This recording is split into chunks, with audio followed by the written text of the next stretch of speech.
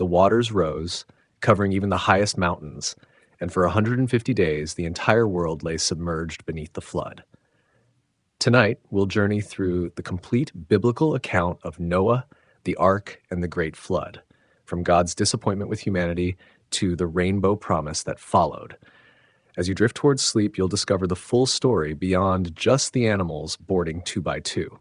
But before we dive in, if you're new to this channel, consider hitting that like and subscribe button. Also, let us know where you're watching from and what time it is. We're building a global community here. So without further ado, let's begin, shall we?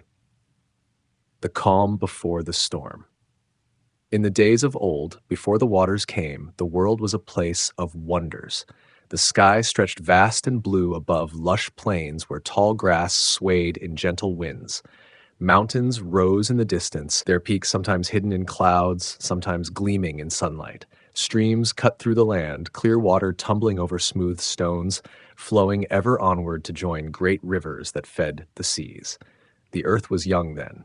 People built homes of wood and stone, tilled fields, tended flocks. They formed towns where markets bustled and children played. By day, smoke rose from cooking fires, and by night, the stars wheeled overhead in their countless hosts. The moon cast silver light across sleeping lands, and all seemed at peace. Yet beneath this calm surface, trouble brewed. The hearts of men had turned from their maker. The world that had been given as a gift was being spoiled by those who should have cared for it. Where once there had been love, now hate festered. Where once there had been truth, now lies spread. Where once there had been peace, now fights broke out over small things. The Creator watched with sadness as the world he had shaped with such care fell into ruin. He saw how the strong took from the weak. He heard the cries of those who suffered at the hands of others. He felt the pain of a world gone wrong, and his heart grew heavy with grief.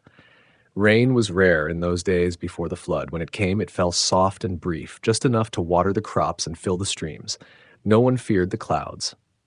No one worried when the sky darkened. Rain was a blessing, not a threat. How strange to think that water which gives life would soon bring death. Animals roamed freely then. Lions walked the plains, their golden coats shining in the sun. Birds filled the air with song, from tiny sparrows to mighty eagles. Fish darted through clear waters, scales flashing like jewels. All lived as they had been made to live, each in its place, each playing its part in the grand dance of life. Trees grew tall and strong, their roots deep in the soil, their branches reaching for the light. Fruit hung ripe and sweet, seeds fell and sprouted, new life always rising from the old. The cycle of seasons turned, spring's tender growth, summer's full bloom, autumn's rich harvest, winter's quiet rest, endless and sure. But a change was coming. The Creator had seen enough. The world he had made good had been bent toward evil, and now a reckoning approached. Not in anger did he plan what would come, but in sorrow and in hope. Sorrow for what must end, hope for what might begin anew. And so, as people went about their days, buying and selling, planting and building, laughing and weeping, the last grains of sand were falling through the hourglass of that age. The calm would soon break. The storm would soon come. And only one man would be ready when it did. The air grew thick with waiting. Birds sensed it first, growing restless in their nests. Then animals paused in their grazing, lifting their heads to test the wind. Only humans, in their pride, noticed nothing strange. They alone failed to feel the world, holding its breath. Introduction to Noah and his world. In a time when wrong was called right and right was mocked, Noah walked a different path. His home stood apart from the nearest town, nestled among trees on a gentle rise. Unlike the grand houses of wealthy men built with stolen goods and slave labor, Noah's dwelling was simple but sound. He had built it with his own hands, each beam and stone placed with care. Noah's face bore the marks of years spent working under the sun, deep lines around eyes that had seen much sorrow but had not lost their kindness. His beard had grown gray, but his back remained straight, his arms strong from honest work. When he spoke, his voice was low and calm. When he listened, he gave his whole mind to what was said. Each morning, Noah rose before the sun and walked to a quiet spot where he could watch the day begin. There, as light spread across the land, he would speak with his Creator, not in a grand show of words, but in simple truth. He gave thanks for the gift of life and asked for wisdom to use it well. The world around Noah had fallen far from its first glory. Towns had grown into cities where the rich grew richer and the poor starved. Markets that once traded fair were now dens of cheats. Courts that should have brought justice now sold it to the highest bidder. Temples raised to honor the Creator now housed false gods made of wood and stone, gods who demanded dark gifts. Violence ruled the day. The strong took what they wanted, the weak suffered what they must. Children learned to lie before they learned to sing. Young men proved their worth through cruel deeds. Young women were traded like cattle. The old were cast aside when their strength failed. No one remembered the old stories except as jokes to laugh at over wine. Noah had 3 sons, Shem, Ham, and Japheth. He had raised them away from the worst of the world's corruption, teaching them the skills of farming and building, the value of truth and kindness. They had grown into good men, though they sometimes wondered if their father's strict ways were needed. The world seemed fine to them, exciting even. Only Noah, with eyes that saw deeper, knew how rotten it had become at its core. In those days, people lived longer than now. Noah had seen 10 decades pass, yet still had strength for work. He had watched as year by year the world grew darker. He remembered when a man's word could be trusted, when strangers would help each other in need, when songs were sung of noble deeds rather than cruel ones. Now such things were rare as gems in river mud. Some nights, when sleep would not come, Noah would stand outside his home and look up at the stars. The same stars had shone down on Adam, on Seth, on all his line down to Noah himself. The same moon had lit their paths. The same sun had warmed their faces, yet how different their worlds had been. Sometimes Noah wondered if he was the last one who still looked up in wonder rather than planning how to climb higher than his neighbors. Noah's wife was a woman of quiet strength. She had stood by him through years when others mocked his old-fashioned ways. She had borne his children and helped raise them to be different from the world around them. Her hands were never idle, her heart never closed to those in need. In a time when beauty was measured by painted faces and jeweled clothes, her beauty came from deeper wells. And so Noah and his family lived like a small island of peace in a sea of chaos. They did not know that soon they would be called to build more than a home. They would build the vessel of the world's last hope. They did not know that their names would be remembered when all others from their time were forgotten. They simply lived each day as it came, doing what was right because it was right, not knowing they were being watched by eyes that saw all. God's decision. The call to purge the earth. The Creator looked upon the world he had made and saw that evil had overtaken good like weeds choking a garden. Where once there had been order, now chaos ruled. Where once there had been harmony, now discord jarred. The beautiful song he had started had been twisted into harsh noise that pained his heart to hear. It was not a quick choice, this decision to wash the world clean. The Creator had watched and waited, had given chances upon chances for change. He had sent dreams to warn, had placed truth in the hearts of those who would listen. But few did listen. Most turned away, seeking their own paths, building their own gods, writing their own rules that always seemed to favor themselves. Rain clouds began to gather more often now, hanging low and dark before passing on. The air felt strange. Too still one day, too wild the next. Animals grew skittish, birds changed their flight paths, fish swam in new patterns. The earth itself seemed to sense what was coming, trembling sometimes for no clear cause, as if shivering in dread.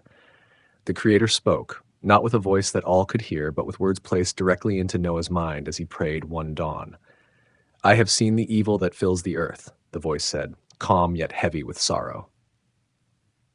Violence covers the land like a flood already, a flood of wrong deeds, wrong thoughts, wrong wants. I am sorry I made them. I will wipe mankind from the face of the earth. Noah fell to his knees, his heart racing with fear, not for himself, but for all people. All, Lord? He asked in the silence of his mind. Must all be lost? You have found favor in my eyes, came the answer. You still walk in my ways when all others have strayed. Through you, I will give life another chance. I will make a covenant with you. That night, Noah could not eat. He sat alone outside while his family watched with worry. How could he tell them what he had heard? How could he speak of the doom hanging over the world? They would think he had lost his mind with age. Yet by morning he knew he must try, for the voice had come again in his dreams, this time with plans. I am going to bring floodwaters on the earth, the Creator had said, to destroy all life under the heavens. But with you I will set up my covenant. You will enter a boat with your wife, your sons, and their wives. You will bring into the boat 2 of every kind of living creature to keep them alive with you. When Noah finally spoke to his family, his voice shook, but his eyes were clear. He told them simply what he had been told, that rain would come as had never been seen before, that water would cover the earth, that they alone had been chosen to survive and to save what could be saved of the world's living things. His sons exchanged glances. His wife touched his hand with worry in her eyes. "Are you sure?" she asked gently. "Perhaps it was just a dream." "I am sure," Noah said, "as sure as I am of the sun's rising. We have work to do, work like none has ever done before." In the days that followed, Noah seemed to age both forward and backward at once. The burden of knowledge bent his shoulders, yet purpose lit his eyes with youthful fire. He began to gather tools, to study the movement of clouds, to watch the flight of birds with new intensity. He walked the hills around their home, seeking the right place to begin. The wider world knew nothing of what was coming. Towns bustled with trade, fields were planted for harvests that would never be reaped. Children were born who would not live to walk. Couples pledged love that would be cut short. Kings made plans for reigns that would end in water rather than blood or old age. Strange weather came more often now. Wind blew from new directions, bringing scents no one knew. The sun sometimes seemed too bright, the darkness too deep. Yet few noticed these signs, and those who did quickly forgot them in the rush of daily life. Noah did not forget. Each odd turn of weather, each strange behavior of beast or bird confirmed what he had been told. The world was out of balance, and soon the scales would tip completely. Soon water would wash away the board, and the game of life would start anew with just a handful of pieces. As the first wooden beam was cut for what would become the ark, a single raindrop fell, larger than any raindrop should be, and struck the wood with a sound like a small bell. Noah looked up at the sky, clear blue with just one small cloud, and knew that time was running short. The countdown to catastrophe had begun. The blueprint of salvation. The Creator's instructions came to Noah with crystal clarity, precise as a master builder's plans. "Make for yourself an ark of cypress wood," the voice said. "Make rooms in it and coat it with pitch inside and out." No boat had ever been built to these plans before. Not a sailing vessel, but a floating house, not meant to go anywhere, but simply to stay afloat. The dimensions were given in cubits, a measure from elbow to fingertip. 300 cubits long, 50 cubits wide, 30 cubits high came the command. A vessel so vast that those who would later see it being built would laugh at its size as much as its purpose. What need for a boat in a land far from any sea large enough to sail on? What need for a craft that could never be moved to water? They did not know that the water would come to it. Make a roof for it. The instructions continued, leaving below the roof and opening 1 cubit high all around. This would let in light and air while keeping out the rain that would fall without stopping. Put a door in the side of the ark and make lower, middle, and upper decks. 3 floors of rooms like a great floating town to house all that would be saved from the drowning world. Noah drew the plans in the dirt first, trying to grasp the scale of what he was being asked to build.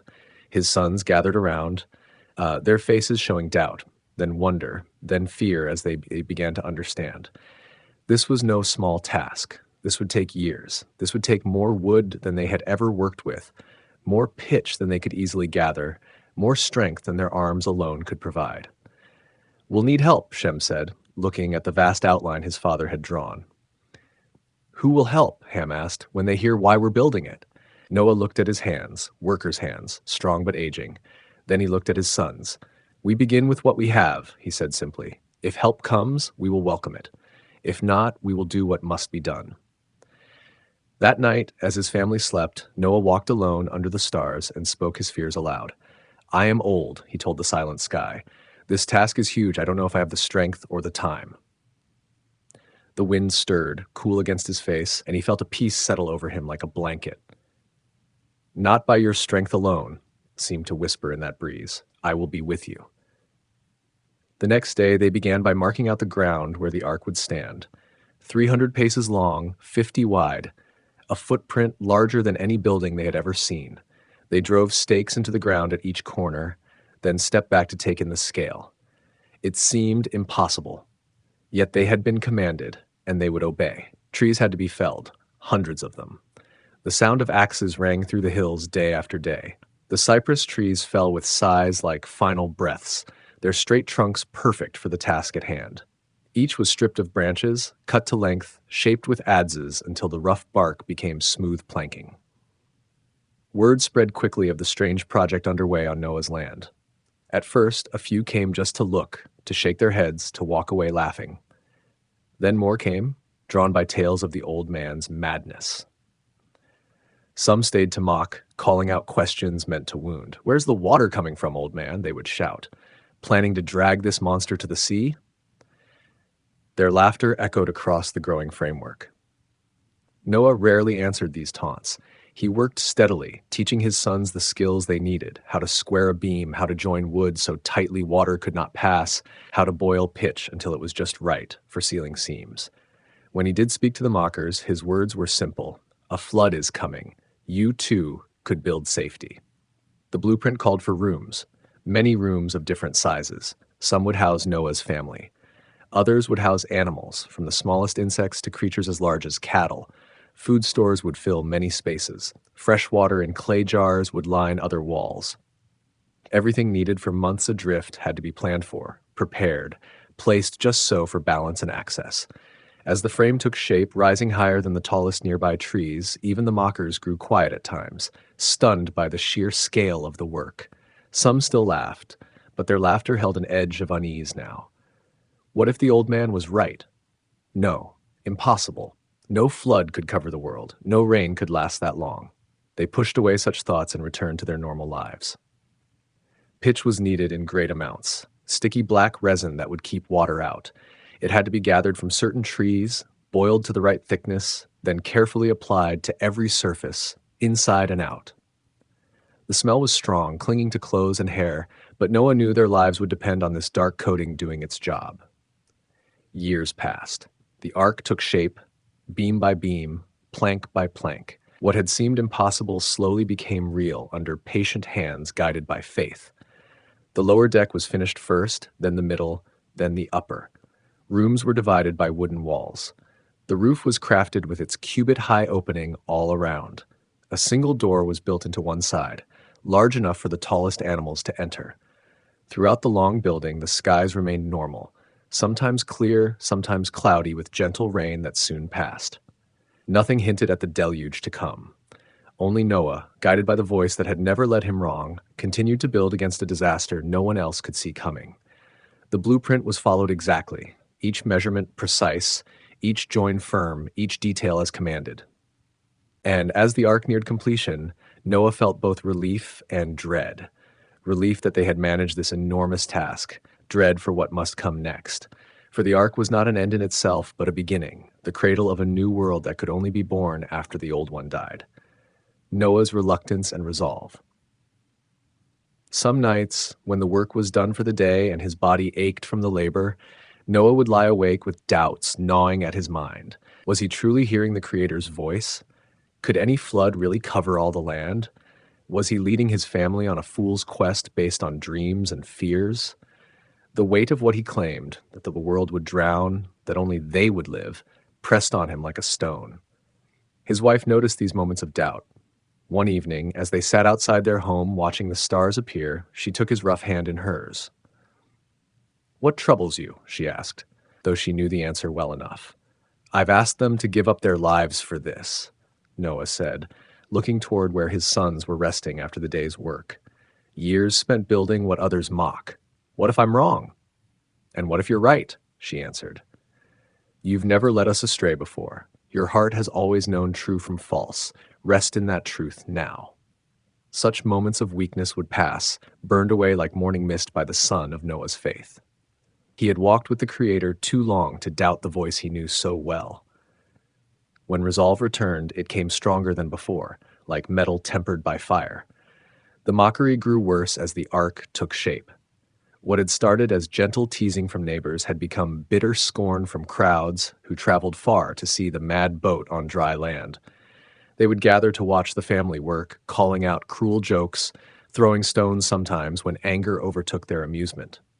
Noah the boat builder, far from any sea. How many animals in your dreams these days, old man? When's this flood coming? We're dying of thirst waiting.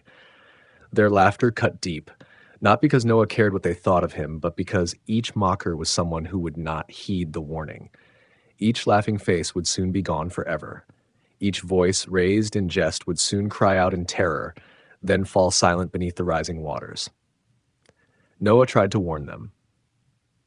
In the early years of building, he would stop his work sometimes to speak to the crowds. A flood is coming, he would tell them, his voice calm but urgent. The Creator has shown me. There's still time to prepare. Save yourselves. Some would listen for a moment before turning away with rolled eyes. Others would shout him down with curses. A few young men once built a small mock ark nearby and pretended to sail it, bowing to Noah in false worship, laughing until tears ran down their faces. Noah watched them with sadness, then returned to his real work. As years passed, Noah spoke less to the crowds.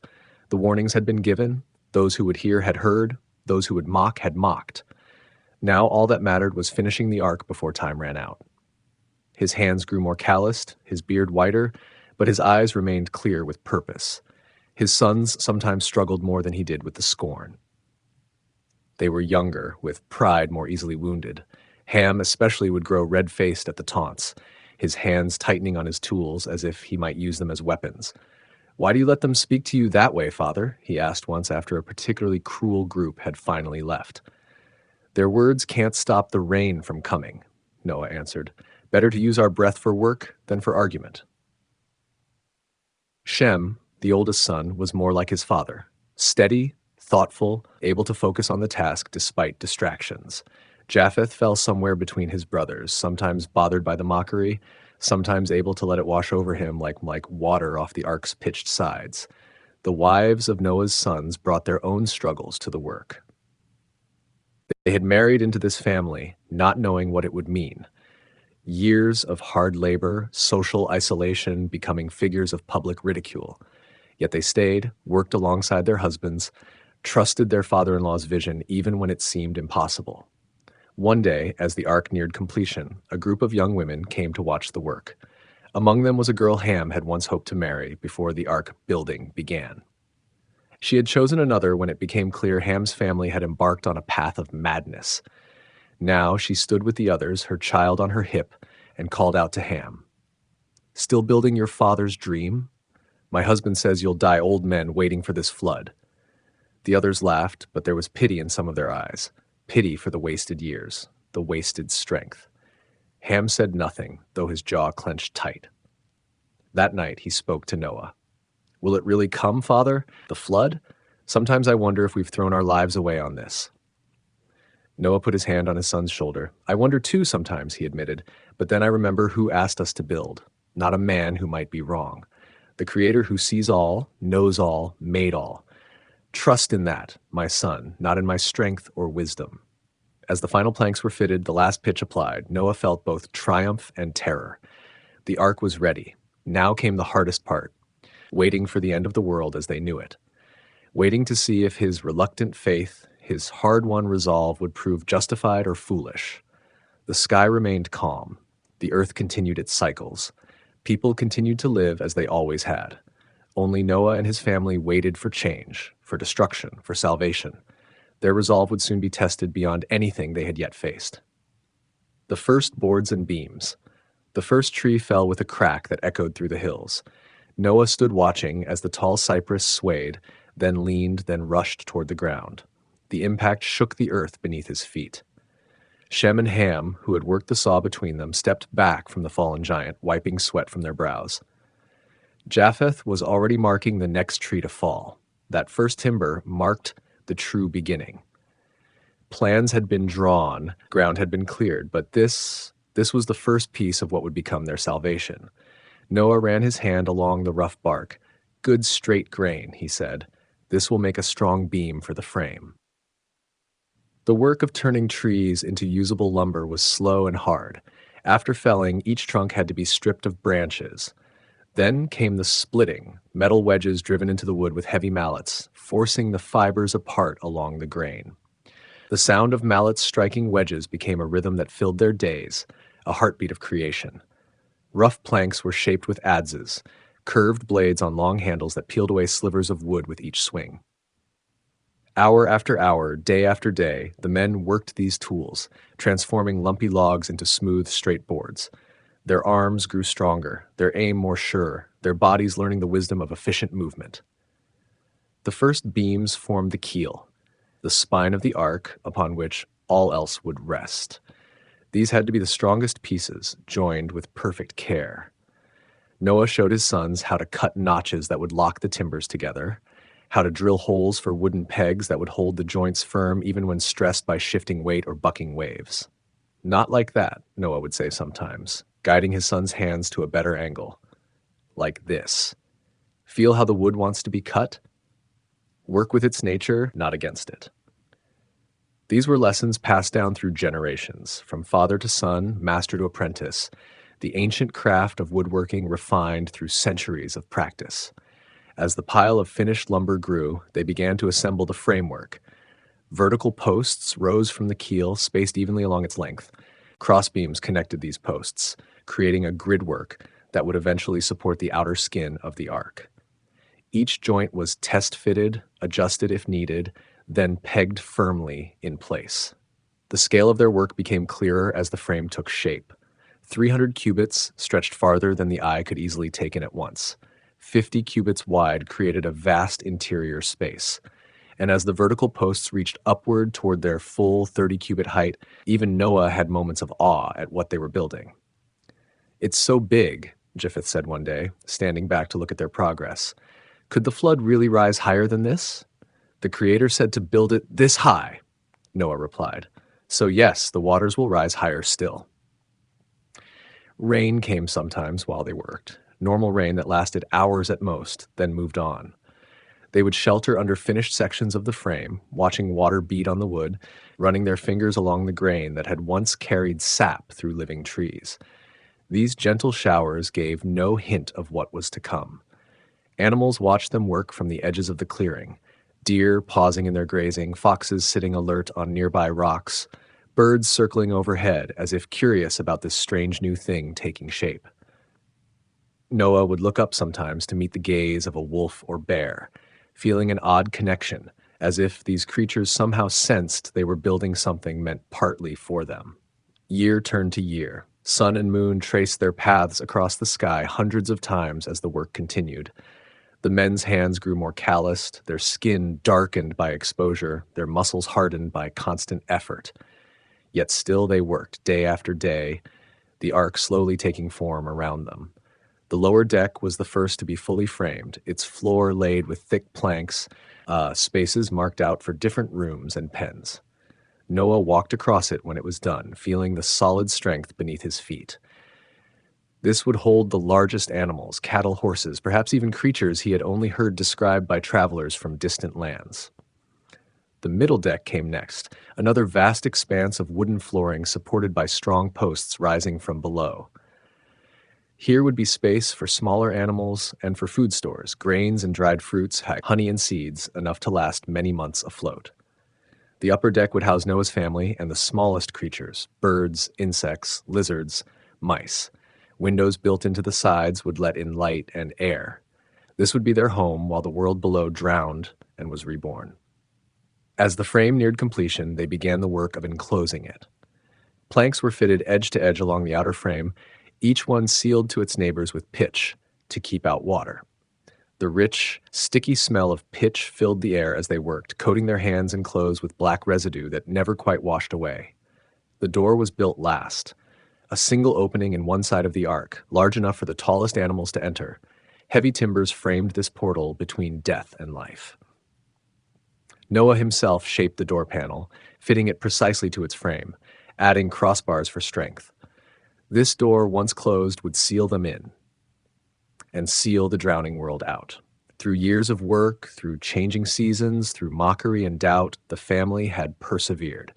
Board by board, beam by beam, They had built what the Creator commanded, not yet complete, but taking clear shape now, a vessel like none ever seen before, a wooden world waiting for its moment of purpose. The taste of sawdust, the smell of fresh-cut wood and boiling pitch, the feel of grain under calloused fingers, these became the constants of their lives. And through it all, Noah kept his eyes on both the work at hand and the horizon where clouds would one day gather to change everything forever. Ridicule and rejection. The first visitors came out of curiosity. Word had spread through nearby towns of the strange project underway, an enormous boat being built far from any water. People walked for hours just to see if the stories were true. They would stand at the edge of the clearing, watching silently as Noah and his family worked, then walk away, shaking their heads in wonder. Soon, the silent watchers gave way to vocal critics. A group of young men from the nearest town made it a regular sport to visit the building site and call out mockery. They would bring wine, sit on comfortable rocks with a clear view, and spend hours laughing at what they saw as an old man's madness. Noah, how many more trees will you kill for your dream boat? One would call. Are you planning to grow fins as well, Fishman? Another would add, sending his friends into fits of laughter. Noah rarely responded. He would glance their way, sometimes nod in acknowledgement, then return to his work. His silence often frustrated them more than any argument could have. They wanted reaction, wanted to see him angry or defeated. His calm persistence denied them this pleasure. Not all visitors came to mock. Some were genuinely curious, approaching Noah respectfully to ask about his unusual undertaking. Why build something so large? They would ask. What is this for? To these, Noah would explain patiently. A flood is coming, he would say. Water will cover all the land. The Creator has warned me, told me to build this ark to save my family and the animals. He would invite these listeners to prepare themselves, to turn from wrong ways, to build their own protection. Most would listen politely, thank him for the explanation, then leave with backward glances tinged with pity. A few laughed openly at what they saw as the ramblings of a sun-touched old man. Almost none heeded his warning. The concept of a world-covering flood was too far beyond their experience to seem possible. The rejection cut deeper when it came from those Noah had known for years. Old friends stopped visiting. Trading partners found reasons to do business elsewhere. People who had once greeted him warmly in town now crossed to the other side of the path when they saw him coming. Noah the boat builder, they would whisper behind their hands, lost his wits in his old age. Shame about his sons, following him into madness. The poor wives, trapped in that family of fools. These whispers reached Noah's ears, carried by the few who still spoke to him honestly. He accepted them with the same calm that met direct mockery, though they stung more sharply. These were people who had broken bread with him, whose children had played with his, who had sought his advice in earlier days. His family felt the rejection keenly. Ham's wife had been popular in town, known for her skill at weaving. Now former friends turned away when she appeared at the market. Shem's children were pushed aside by others at the well, told their grandfather was crazy and they would be too one day. Japheth, who had once played music at town gatherings, found his presence no longer welcome. Why must we bear this? Ham asked one evening as they sat tired from the day's labor. We could build elsewhere, away from their eyes and words. Where we build matters less than that we build, Noah answered, and perhaps some will see and believe before it's too late. None did believe, at least not enough to act. A few would sometimes help with small tasks, bringing water to the thirsty workers, offering a basket of bread, lending tools for a day. But none joined fully in the work or started preparations of their own. The ridicule kept many away who might otherwise have listened. The worst mockery came when animals began to approach the ark. It started with birds, pairs of doves, ravens, eagles settling near the worksite as if waiting.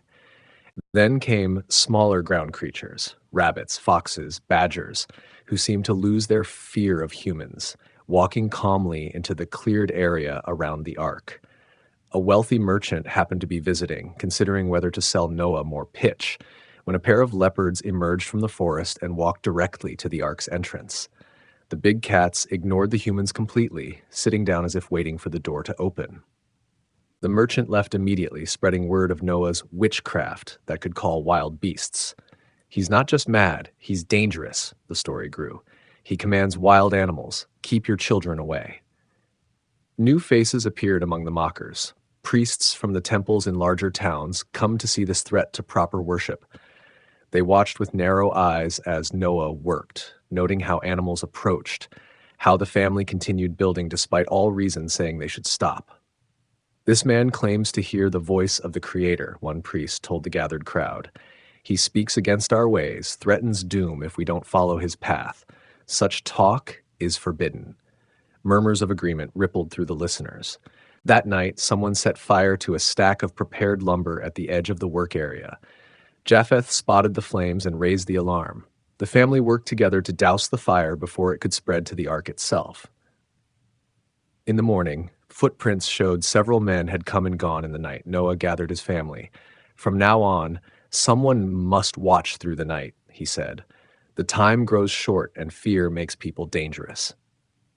The ridicule had turned to something darker, hatred born of fear. People feared what they couldn't understand, feared a message that said their comfortable world would end, feared a man who walked a different path. That fear found outlet in rejection, in active attempts to stop what Noah had started. Through it all, Noah continued building. Each plank laid, each seam sealed, brought them closer to completion, and closer to the day when ridicule would turn to desperate pleas, when rejection would become longing for acceptance, when the door would close between those who had heeded the warning and those who had mocked it. The weight of knowing what was coming sometimes bent Noah's shoulders more than any wooden beam ever could. To build in the face of scorn was hard. To build knowing that scorn would turn to terror was harder still. Yet he built on, day after day, his hands shaping wood while his heart carried the burden of a truth no one wanted to hear. Gathering the animals, the first sign. The morning began like any other. Dew on the grass, birds singing their dawn songs, the family rising to continue their work on the nearly completed ark. But as Noah stepped outside his tent, he noticed something strange. A pair of deer stood at the edge of the clearing, watching him with unblinking eyes. As he met their gaze, they began walking toward him with purpose in their steps. Behind them came more animals, wolves walking beside rabbits, foxes beside chickens, each moving in pairs, male and female. None showed fear of humans or of each other. None chased or fled. They moved as if drawn by an unseen hand, approaching the ark in orderly fashion. Noah stood motionless as the procession continued. More animals emerged from the forest edges. Great bears lumbering alongside small foxes, eagles soaring above with smaller birds. The natural order seemed suspended, predator and prey moving as neighbors rather than enemies. "Father," Japheth called, running from his tent. "Look!" He pointed toward the eastern hills where larger shapes were appearing, pairs of antelope, wild cattle, even creatures rarely seen in these parts. "It has begun," Noah said quietly. "The gathering has begun." By midday, the clearing around the ark teemed with waiting animals. They formed loose groups by kind, birds together, hoofed animals together, scaled creatures together, all waiting patiently as if they understood what was happening better than most humans did. The word spread quickly. People rushed from nearby settlements to witness the strange sight. They stood at a safe distance, pointing, whispering, some laughing nervously, others silent with wonder or fear. Never had anyone seen such a gathering. Never had they seen natural enemies standing peacefully side by side. "How is he doing this?" a town elder asked, his voice carrying across the clearing to where Noah worked, fitting the last pieces of the gangplank that would lead into the ark. Noah looked up, meeting the man's eyes. "I'm not doing this," he answered simply. "The Creator who made them is calling them. The same Creator who warned of the flood." For the first time, doubt flickered across some faces in the crowd. The animals were real enough, their behavior impossible to explain by normal means. If this part of Noah's story was proving true before their eyes, what about the rest? A wealthy merchant pushed to the front of the onlookers. "I'll buy them from you, Noah," he called out. "Name your price for this collection. Such rare beasts would make me richer still." Noah shook his head without pausing in his work. "They aren't mine to sell. They've been sent for saving, not for profit." As evening approached, Noah's sons began guiding the first animals into the ark. The creatures followed willingly, climbing the wooden ramp in pairs, finding their way to spaces prepared for them. Birds flew to perches in the upper deck. Smaller mammals scurried to nests of straw in their assigned sections. Larger beasts settled in stalls on the lower deck. Through the night they came, nocturnal creatures appearing from shadows, desert animals arriving from distant dry lands, even insects flying or crawling in matched pairs. Noah and his family worked tirelessly, guiding each to its place, ensuring fresh water was available, checking that predators were separated from prey by sturdy wooden walls. The next morning brought creatures from rivers and streams, otters, beavers, turtles making their slow way up the ramp. Behind them came animals rarely seen by human eyes, strange spotted cats from far mountains, horned beasts from distant plains, tiny creatures that seemed half bird and half mouse. "How will we feed them all?" Ham's wife asked, overwhelmed by the number and variety now filling the ark. "The Creator who sent them knows their needs," Noah assured her. "Some will sleep through much of our journey. Others will eat little. We have stored what we can, and it will be enough." By the third day of gathering, the more unusual creatures began to arrive. Animals. Noah had only heard described by travelers from far lands. Tall beasts with necks longer than 3 men standing on each other's shoulders. Massive gray animals with noses like snakes. Striped horses that weren't quite horses. Each came in a male and female pair. Each moved with purpose toward the ark. The crowds of human watchers grew larger each day. What had started as local curiosity had become regional sensation. People traveled for days to witness the gathering, bringing families, setting up temporary camps on surrounding hills. Some still mocked, still laughed, but their voices held less conviction now. Something extraordinary was happening, something beyond human planning or control. "Noah," a voice called from the crowd as the 7th day of gathering began. A priest from the largest temple in the region stood with arms raised. "This is powerful magic you work. Share its secrets with us, and you will be made chief among priests." "No magic," Noah replied, not slowing his work of guiding a pair of leopards up the ramp. "Only obedience to the Creator's command. You could still build your own protection. There's still time, though not much." Some in the crowd exchanged troubled glances. A few slipped away, perhaps to consider Noah's words. Most stayed to watch, caught between disbelief in the flood and the undeniable evidence before their eyes that something beyond normal was occurring. On the 8th day, creatures of the deep edges of the sea began to arrive. Seals, sea lions, otters who spent most of their lives in salt water. They moved awkwardly on land but made their determined way to the ark like all the others. Noah had prepared pools of water for these animals, lined with pitch to hold the moisture they would need. By the 10th day, the stream of arriving animals had slowed to a trickle. The ark was nearly full, the sounds of countless creatures filling the air around it. Roars, chirps, hisses, calls of every kind, blending into a strange music unlike anything heard since creation's dawn. Noah stood at the top of the ramp, looking out over the land that would soon vanish beneath water. The gathering of the animals had been the first undeniable sign that everything he had been told was coming to pass. The mockery had quieted somewhat, replaced by uneasy watching. Yet still, no one had joined their work. Still no one had built their own ark. "The door will close soon," he said to those close enough to hear. "The Creator has been patient, but that patience has its limit."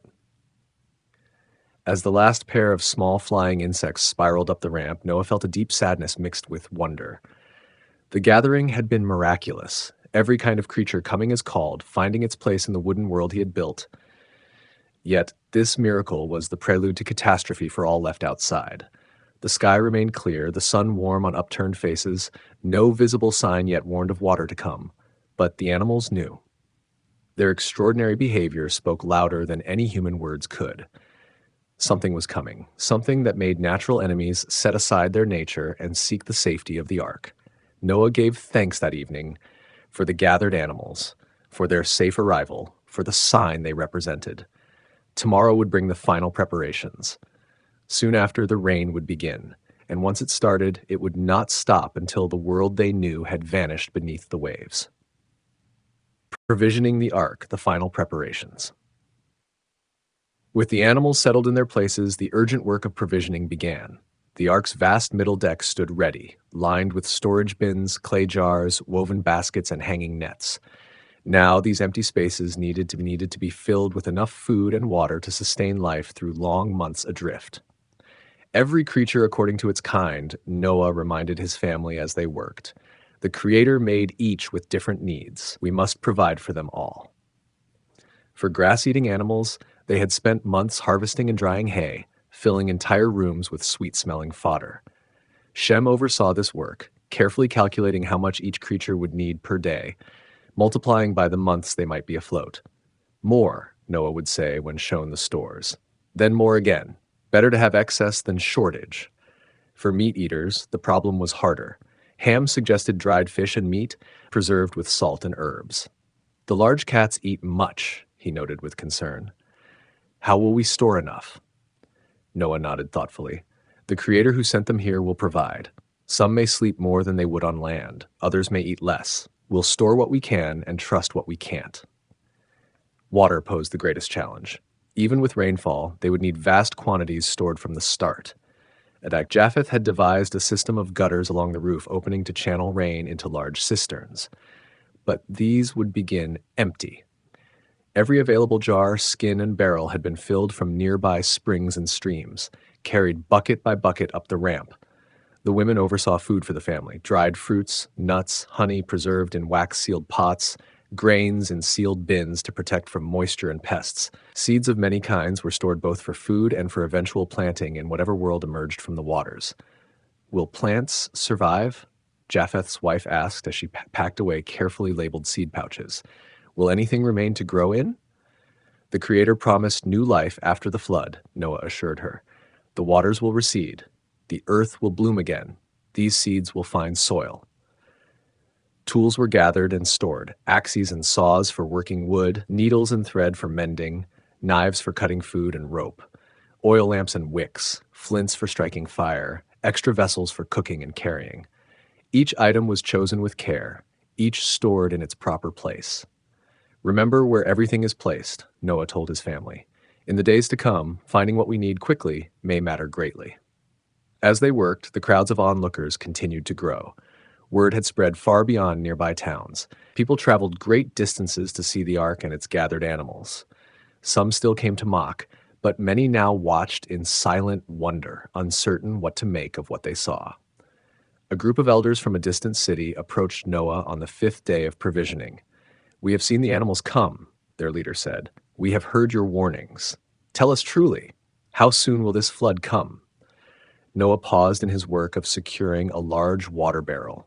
7 days from today, the rains will begin.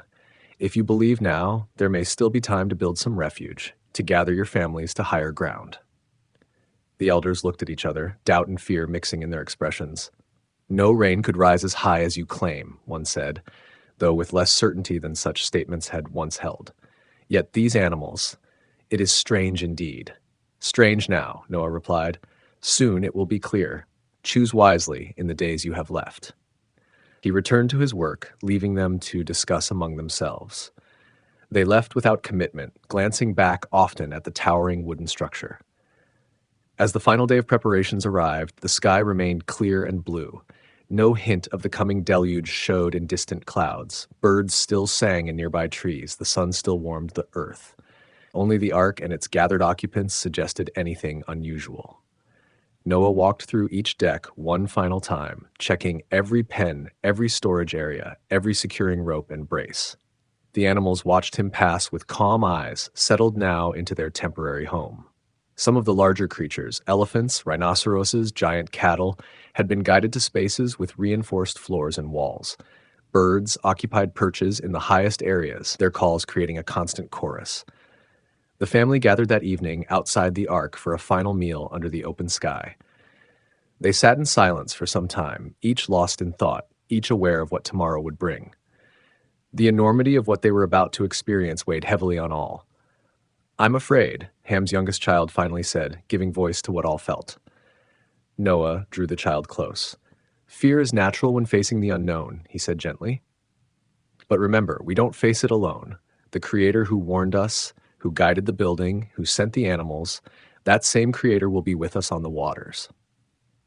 As darkness fell, Noah stood and raised his hands in prayer. "We have done what was commanded," he said. "We have built according to your design. We have gathered what was sent. Now we place ourselves in your hands through whatever comes." The stars appeared one by one above them, the same stars that had shone down on countless generations before, that would continue to shine when all watching eyes had closed. The night air was sweet, with the scent of flowers that would soon vanish beneath the flood. Tomorrow, they would enter the ark.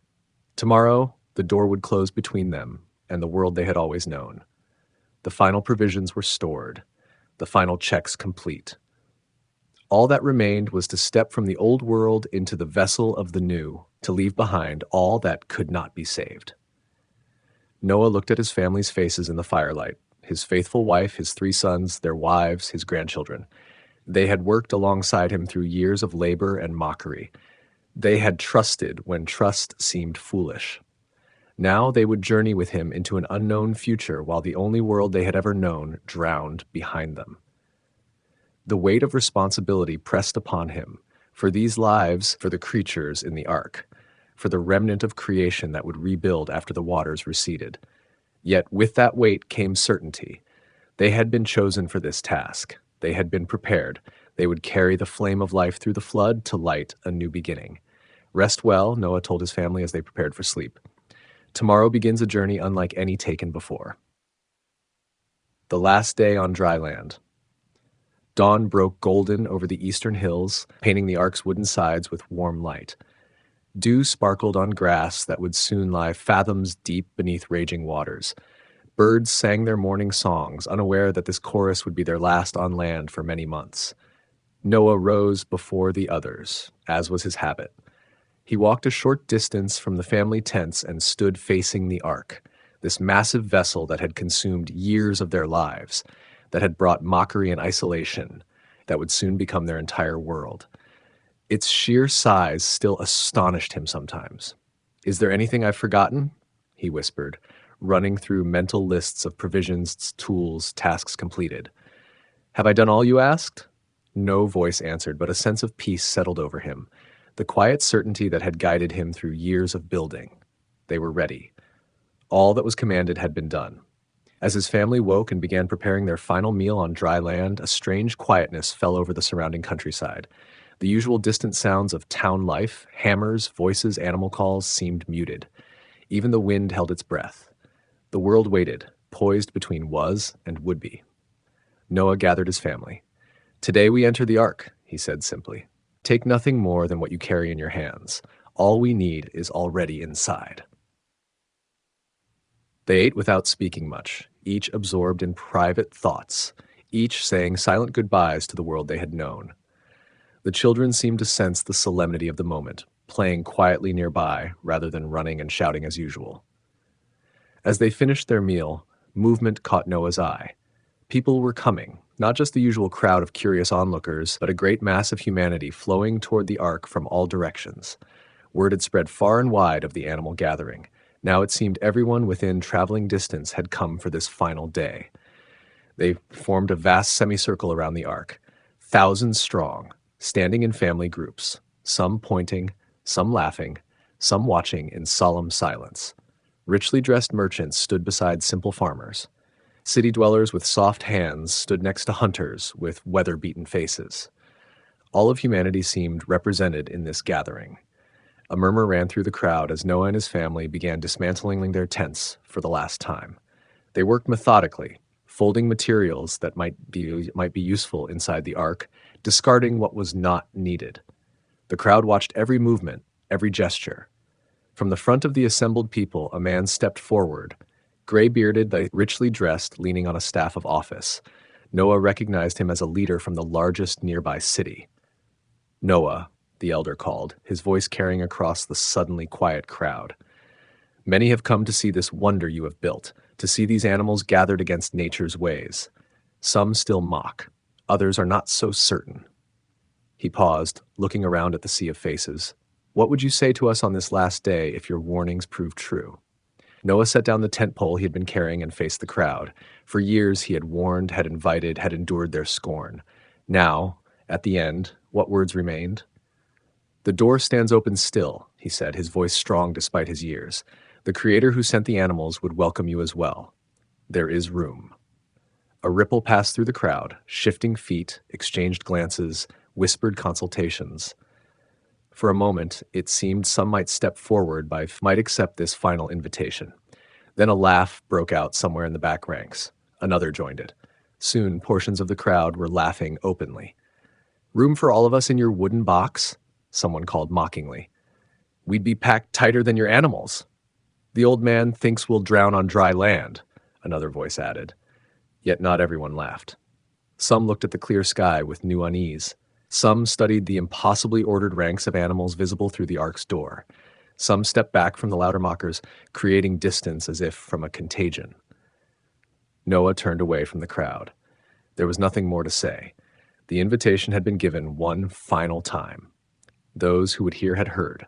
Those who would mock had mocked. Now only the rain would convince them, and by then it would be too late. As midday approached, Noah led his family up the gangplank into the ark. They walked slowly, absorbing final glimpses of the world. Sunlight on leaves, the distant line of hills, clouds drifting in deep blue sky. Ordinary sights that would soon exist only in memory. The animals inside grew restless as the family entered, sensing the approaching change. Soft growls, stamping hooves, rustling wings created a background music to this solemn procession. The crowd watched in silence now, the mockery fading, as the reality of Noah's conviction impressed itself upon them. Whatever they believed about the coming flood, there was no denying the old man truly believed. He was walking away from everything, sealing himself in a wooden vessel, based on absolute faith in what he had been told. As the last family member crossed the threshold, Noah turned to face the world one final time. His eyes swept across the assembled crowd, across the trees and hills beyond, across the sky where no rain clouds yet gathered. His heart ached for what would be lost, for those who had refused to listen. "The door remains open," he called out, "until the Creator closes it." He waited there, framed in the doorway, as the sun passed its zenith and began its descent toward evening. The crowd remained as well, watching, waiting, some perhaps still debating internally whether to heed this final warning.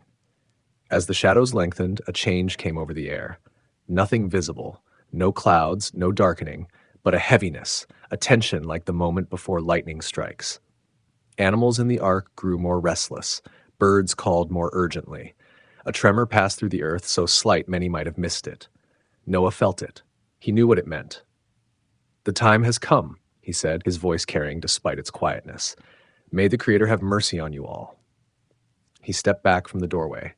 Before the eyes of the astonished crowd, the massive door began to move. No human hands touched it, yet it swung slowly inward, the heavy timbers moving as if weightless.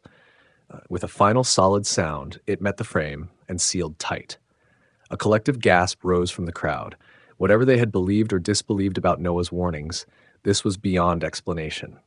Fear replaced mockery on many faces. Some began to back away from the ark, as if distance might protect them from whatever power had moved that door.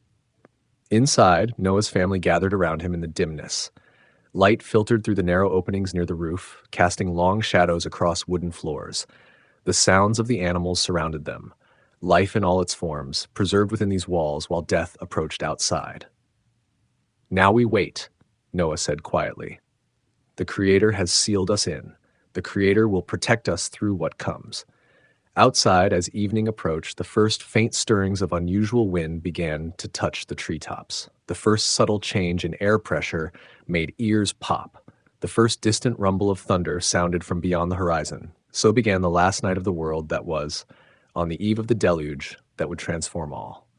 The first raindrop. The sky hung low that morning. Birds fell quiet in their nests. Streams slowed to a trickle. A stillness crept across the land unlike any Noah had known. He stood on the ark's roof, watching the clouds gather, not white and fluffy, but dark and heavy with the weight of what was to come. His sons worked below, settling the last of the animals. Their footsteps echoed through wooden halls that smelled of fresh pitch and hay. The world outside had mocked them for years. Now, as the breeze died and the air grew thick, their laughter had faded to whispers. The first drop fell on Noah's weathered hand, small, almost gentle, a tiny splash of cool against his skin. He closed his eyes and felt its touch, knowing what it meant. Not just rain, but the start of something that would reshape everything. More drops followed, soft taps on the wooden deck, quiet splashes in the dust. The rhythm began slowly, like the heartbeat of a sleeping child. No storm or thunder yet. Just the steady patter growing stronger with each passing moment. Noah climbed down the ladder to find his family. His wife looked up as he entered, her eyes asking the question her lips wouldn't form. He nodded once. She set down her basket and called to her daughters-in-law. The time had come. The rain fell harder now. No longer gentle kisses from the sky, but a steady drumming. The ground, dry for so long, couldn't soak it up fast enough. Puddles formed in the footprints around the ark. Small rivulets began to carve paths through the dirt. Noah's family gathered at the great door. They peered out at the world they were leaving behind. Homes dotted the hills. Markets stood empty as people rushed to find shelter from what they thought was merely a storm. Some stopped to point at the dark clouds, faces tilted skyward in wonder. They had never seen such rain. The wooden door creaked as God sealed it shut, not by Noah's hand, but by divine will. The click of the latch felt final. The outside world became distant, heard but no longer seen. The rain's rhythm grew louder on the roof. Inside, the ark smelled of wood and life. Animals settled into their pens, somehow sensing the journey ahead. The humans huddled together in their living space, listening. The rain no longer fell in drops, but sheets. Water streamed down the outside walls. The sound swelled until it filled every corner. Noah lit a lamp as darkness fell early that day. Shadows danced across faces marked with worry and wonder. No one spoke much. What could be said? They had prepared for this moment through decades of work and ridicule. Now it had come, and words seemed small against the growing roar of water. Panic and chaos. By morning, the world had changed. The ark no longer rested on solid ground, but bobbed gently. At first, the movement was slight, a subtle shifting beneath their feet. Noah's grandsons pointed and whispered as water began to seep under the door, not enough to threaten, but enough to show that the earth outside had vanished beneath a rising tide. Villages in the valleys flooded first. People waded through knee-deep waters, clutching children and belongings. They climbed to higher ground, certain the rain would stop. It did not. Hour after hour, the downpour continued without pause or mercy. The ark lifted free from its cradle of earth. Years of building now tested in its true purpose. The massive hull groaned and creaked, but held firm against the waters. Inside, animals stirred uneasily at the new motion. Noah and his sons walked the decks, checking ropes and cages, speaking calm words to frightened creatures. Outside, panic spread like fire. Those who had laughed now pounded on the ark's sides, their voices barely heard above the storm. Some tried to build rafts from broken homes. Others climbed trees and hills, watching the water chase them higher. The ark drifted now, turning slowly in the current. From small windows high in the walls, Noah's family caught glimpses of a drowning world. Rooftops peaked above the flood. Trees stood like lonely islands. People clung to anything that floated. By the third day, the mountains became the last refuge. Crowds huddled on slopes, watching the water climb toward them inch by inch. Some still called out to gods who did not answer. Others sat in silent shock. The rain continued, relentless and cold. Inside the ark, life settled into rhythm, feeding times, cleaning times, moments of prayer and rest. They tried not to listen to the cries that sometimes carried across the water. They tried not to think about friends and neighbors who had refused to believe. On the seventh day, the last mountain peak vanished beneath the flood.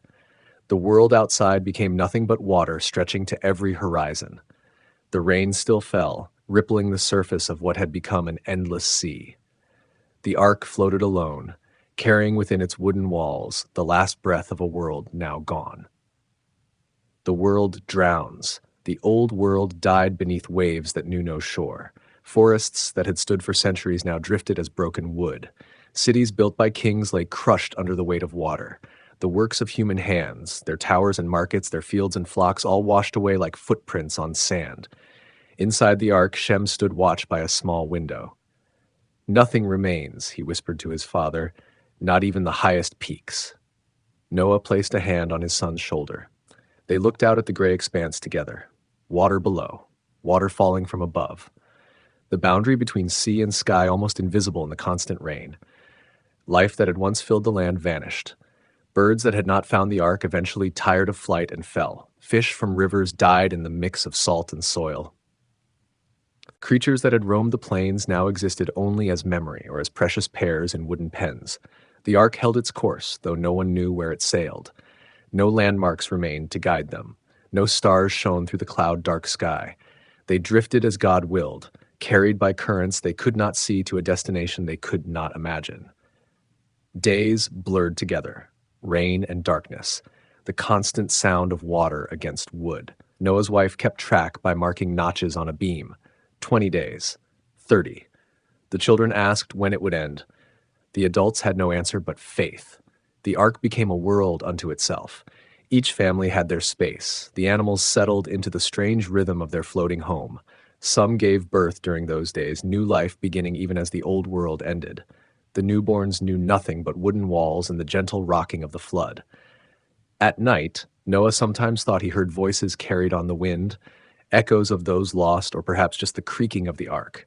He would rise and walk the decks, checking ropes and walls, ensuring their vessel held firm. His sons often found him praying in the dark, his words mixing with the sound of rain. 40 days passed, 40 nights. Then, on a morning like any other, Noah noticed a change. The constant drumming on the roof had softened. The endless sheets of water thinned to streams, then to scattered drops. By midday, for the first time since it began, the rain stopped. The silence felt strange after so long. The family gathered, looking upward. Through a gap in the clouds, a single ray of light broke through, pale and weak, but sunlight nonetheless. No one spoke. They simply stood in its glow, faces turned upward like flowers too long in shadow. But the world remained drowned. Though the rain had ceased, the waters still covered everything. The ark floated on an endless sea under clearing skies. The deluge had ended, but their journey was far from over. Now began the long wait for the waters to recede. Inside the ark. Life inside the wooden world followed patterns set by need and light. Mornings began with feeding. Each animal had its place and portion. The clean beasts in their stalls, the birds in their roosts. Noah's sons knew each creature by sight and sound. They worked with quiet efficiency, moving through narrow passages with grain and greens. The middle deck housed the larger beasts. Their calls echoed through wooden chambers. The scent of hay and musk hung in the air. Ham's wife had a way with the animals. She spoke to them in low tones that seemed to calm even the most restless. Her hands moved gently over fur and feather, checking for signs of sickness or distress. The upper deck held their living space, simple rooms with beds of straw and wool. They ate together twice daily, dried fruits, nuts, grain ground to flour and mixed with water to make flat bread. They rationed carefully, never knowing how long the food must last. Water they collected from the rain through hatches in the roof. It tasted clean, washed of the earth's corruption. They stored it in clay jars sealed with pitch. Even surrounded by a world of water, they treated each drop as precious. Light came from small windows cut high in the walls and from oil lamps used sparingly. Days passed in dim golden glow, nights in deeper shadow. They learned to move by touch and memory through the ark's 3 floors, their hands finding familiar walls and ropes. Noah's grandchildren adjusted best to ark life. They made games of chores, they named the animals and whispered stories to them. They found joy in small discoveries, a bird's feather, an interestingly shaped knot in the wood, the changing patterns of light through the windows. The adults bore heavier burdens, memories of what was lost, worries about what might come. They worked until exhaustion brought sleep, fighting the thoughts that crept in during quiet moments. Had they done enough? Saved enough? Would the world ever be green again? Japheth kept a record scratched on wooden tablets, days passed, supplies used, notable events. For those who come after, he explained when his brothers questioned, they should know what happened here, how the world ended and began again. The ark's constant motion became normal, the creaking of timbers, the gentle rocking with each wave. Their bodies adapted to the sway, their steps unconsciously shifting with the motion. Even in sleep, they moved with the ark's rhythm, as much a part of it as the beams and planks. Time lost meaning without seasons or growing things to mark its passing. Only the cycle of light and dark remained constant. Prayers at dawn, work through day, rest at dusk, stories and soft singing before sleep, then darkness until morning brought the pattern again. The endless rain. For 40 days and 40 nights, the waters poured from broken skies, not gentle rain that nurtures seeds, but torrents that reshaped the earth itself. Mountains crumbled under its force, valleys filled until they vanished. The face of the world changed with each passing day. The ark rode the flood like a leaf on a stream, carried by currents stronger than any river known before. Sometimes the waters raged, tossing their wooden home on waves tall as the trees that once stood on vanished hills. The family huddled together during these storms, whispering prayers as the ark creaked and groaned around them. Noah's wife told stories during the worst nights, tales passed down from her grandmother's grandmother of the garden at the world's beginning. She spoke of rivers flowing with sweet water and trees bearing fruit in every season. Her words painted pictures of a world the younger ones had never seen, a world without violence or fear. "Will it be like that again?" the children asked. She touched their faces gently. "Perhaps not the same," she said, "but good in its own way. God promises new beginnings." The endless rain shaped their dreams. They slept to its rhythm and woke to its sound. It became the heartbeat of their floating world, constant as breath. The youngest among them sometimes wondered if there had ever been anything else, if the stories of dry land and sun-warmed fields were just tales told to comfort them. Animals sensed the changing weather before humans could. They grew restless before storms and calm when gentler rains fell. Noah watched them closely, reading the world's moods in their behavior. When the birds grew quiet and the cattle lowed softly, he knew rough waters approached. Time stretched like shadows at dusk. Days melted into one another, marked only by the changing light that filtered through the clouds. Morning brought gray instead of darkness. Evening deepened to black. Between these shifts, they lived and worked and waited. Noah spent hours in prayer, sometimes alone, sometimes with his family gathered around him. "Not for ourselves alone," he reminded them. "We carry the future of all living things. This burden is also a blessing." His weathered hands, calloused from years of building, now folded in quiet supplication. The children made counting games of the raindrops. They pressed their ears to the wooden walls and closed their eyes, trying to single out one drop from the endless chorus. "Listen," they told each other. "That one's yours. That one's mine." They gave names to special sounds, the heavy splash, the gentle patter, the drumming rush. When the rain finally stopped, the silence felt like a physical presence. They moved through it carefully, as if it might shatter. For the first time in 40 days, they heard clearly the sounds of their ark-bound world, animal calls, footsteps on wooden planks, voices no longer competing with the roar of water. The absence of rain became its own kind of music, drifting on the abyss. The ark drifted upon endless waters, a tiny wooden world beneath an empty sky.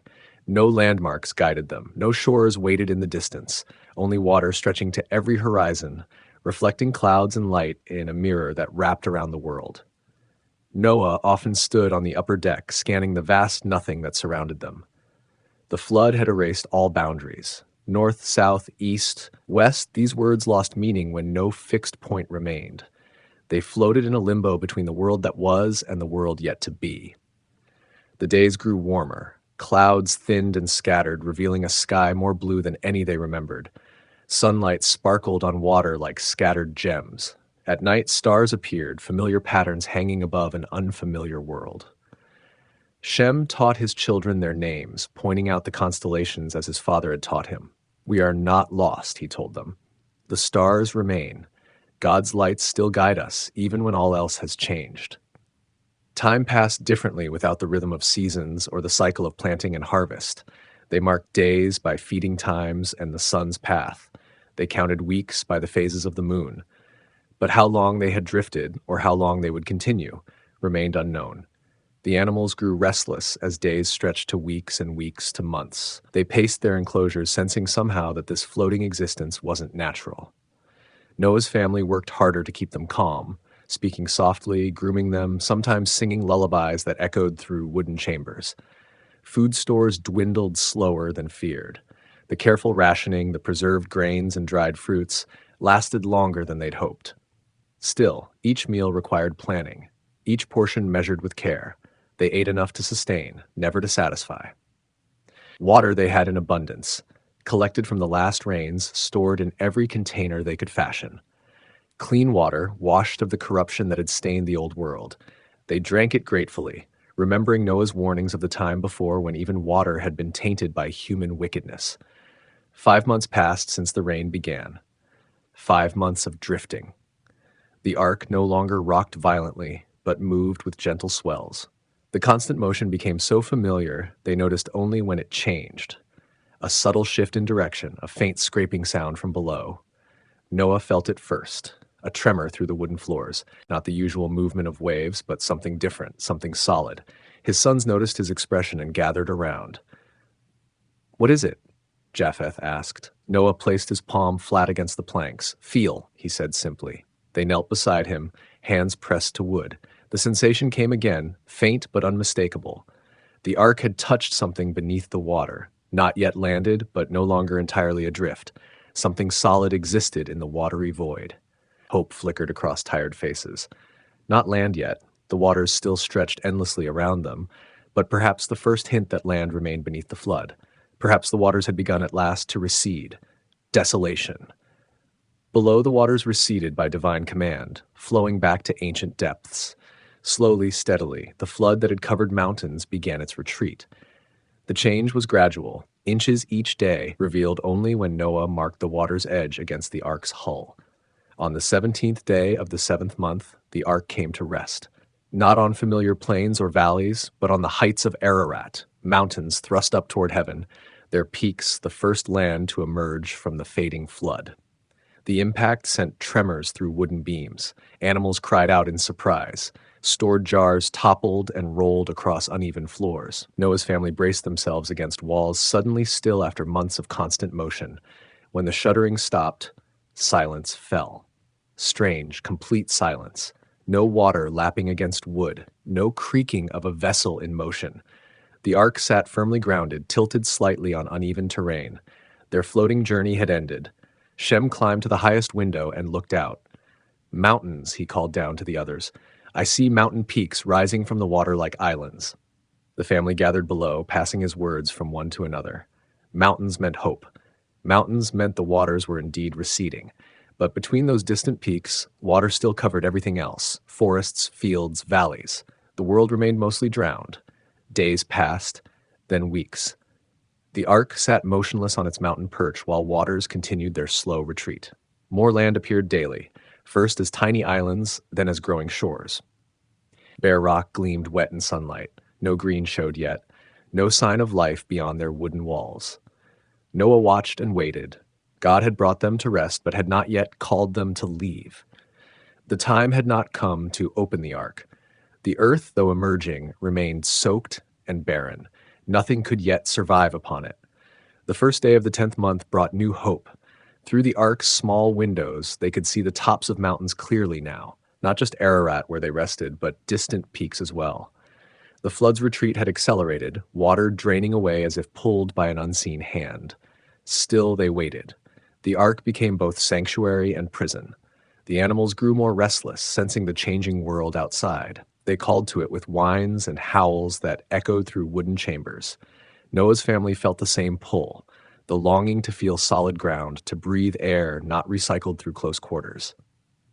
40 more days passed. The landscape outside transformed with each sunrise. Where once only mountain peaks had shone, now whole ranges stood revealed. Valleys emerged, still pooled with water but no longer submerged. The world was returning, but returned to what? That question kept Noah awake through the long nights of waiting. The release of the raven and dove. After 40 days of watching the waters recede, Noah made a decision. They needed to know if the earth had dried enough to sustain life. Words from God had guided them into the ark. Now they waited for a sign to leave it.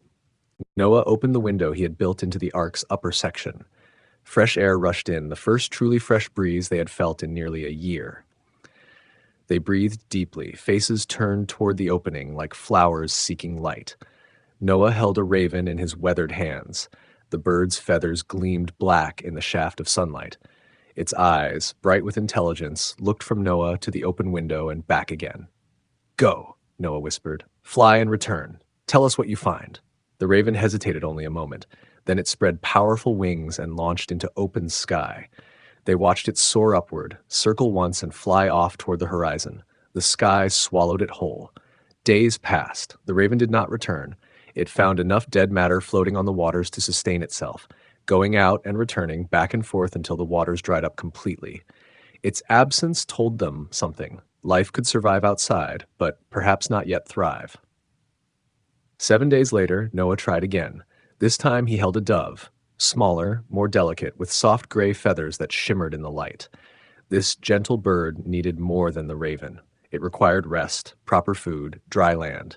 "Find green," Noah told it softly. "Find life for us."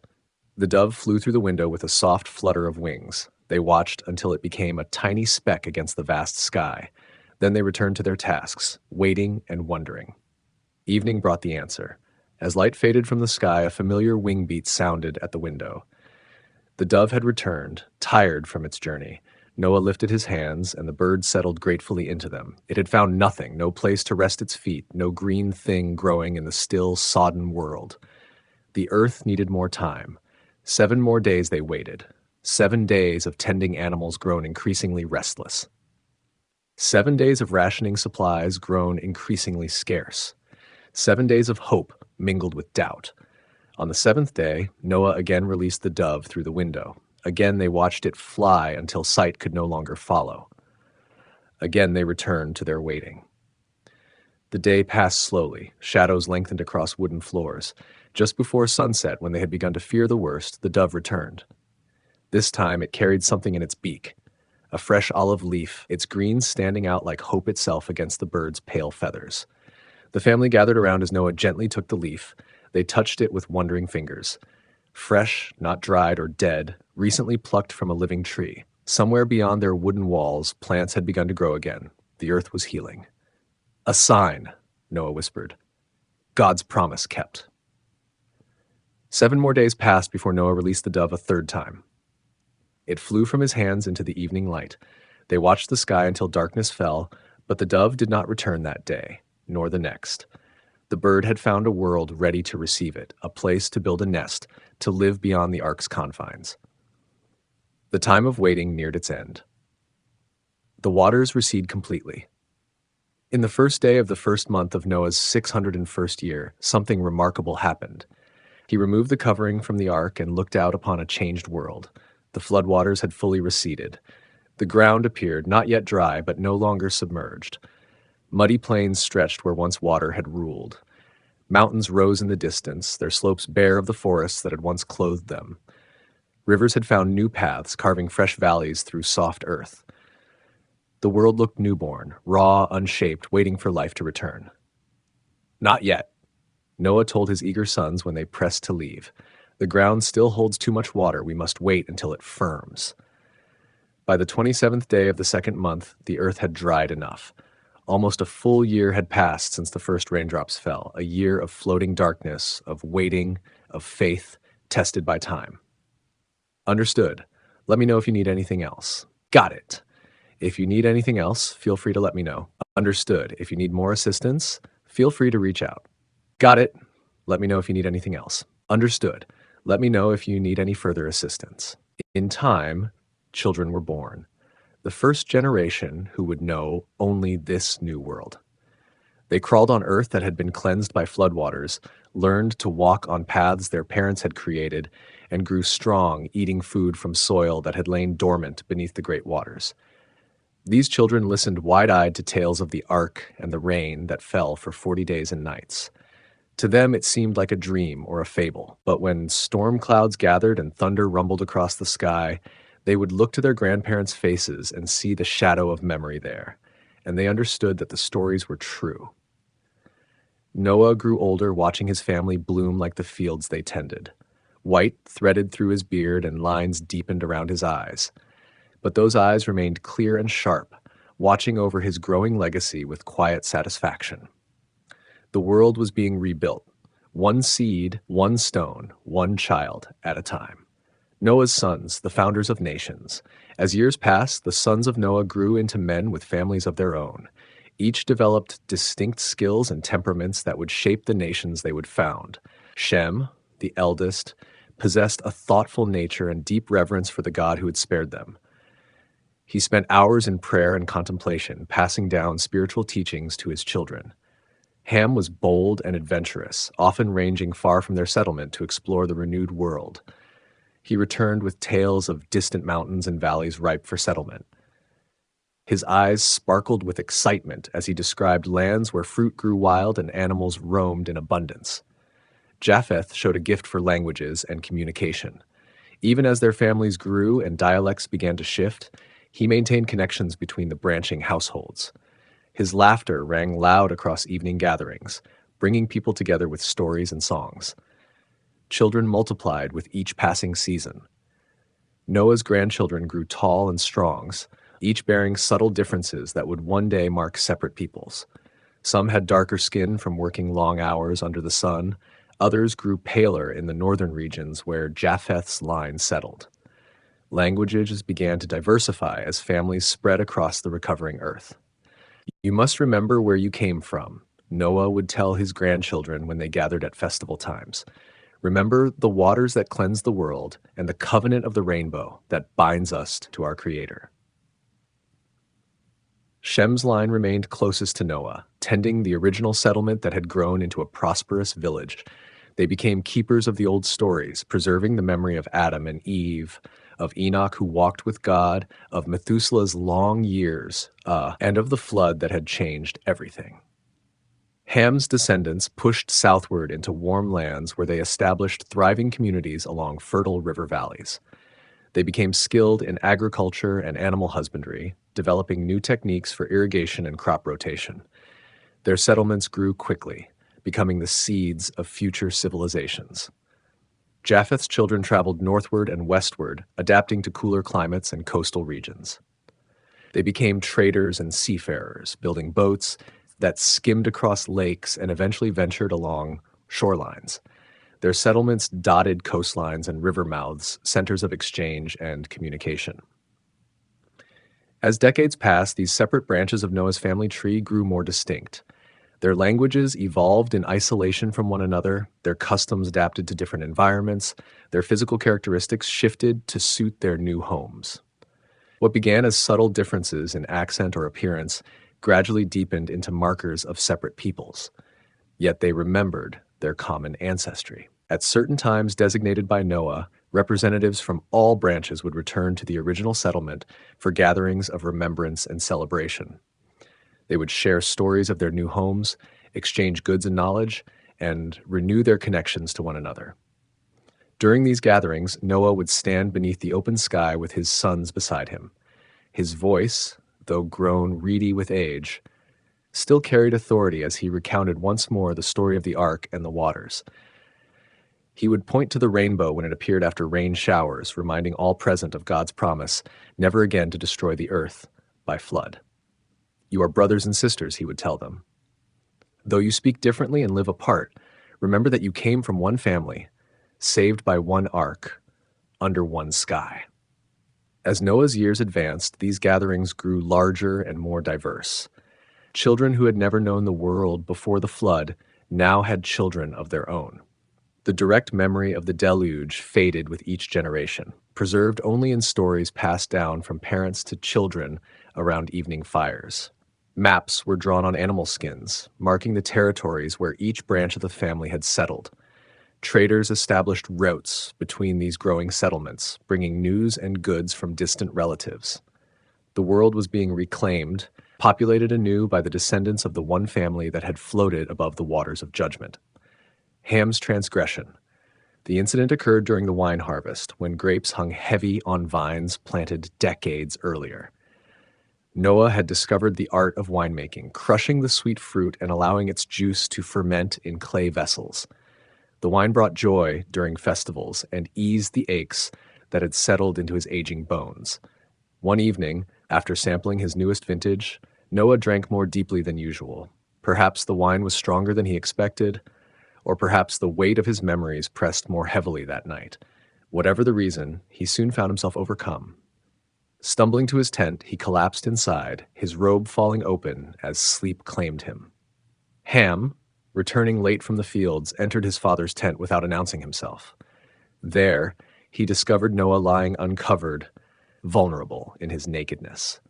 Instead of discreetly covering his father, Ham went out to his brothers, laughing as he described what he had seen. "Father lies drunk in his tent," he told Shem and Japheth, amusement coloring his voice. "The man who survived the flood cannot survive his own wine." Shem's face darkened at these words. "Show respect," he said sternly. "Would you mock the man through whom God saved us all?" Japheth nodded in agreement, his eyes sad. "Our father carries burdens we cannot imagine. He has seen the world die and be reborn. If wine brings him comfort, who are we to judge?" Together, the two brothers took a garment, laid it across their shoulders, and walked backward into Noah's tent. With eyes averted in respect, they covered their father's nakedness. Not once did they look upon him in his vulnerable state, preserving his dignity even in his unawareness. When Noah woke the next morning, his head pounding, fragments of memory returned. Someone had entered his tent. Voices had filtered through his wine-induced slumber. Questioning his sons, he learned what had transpired, Ham's disrespect and his brother's honorable response. Anger and sorrow filled Noah's heart. In Ham's actions, he saw something of the world before the flood, the disregard for authority, the lack of reverence, the seeds of chaos that had led to the earth's destruction. With heavy words, he pronounced judgment.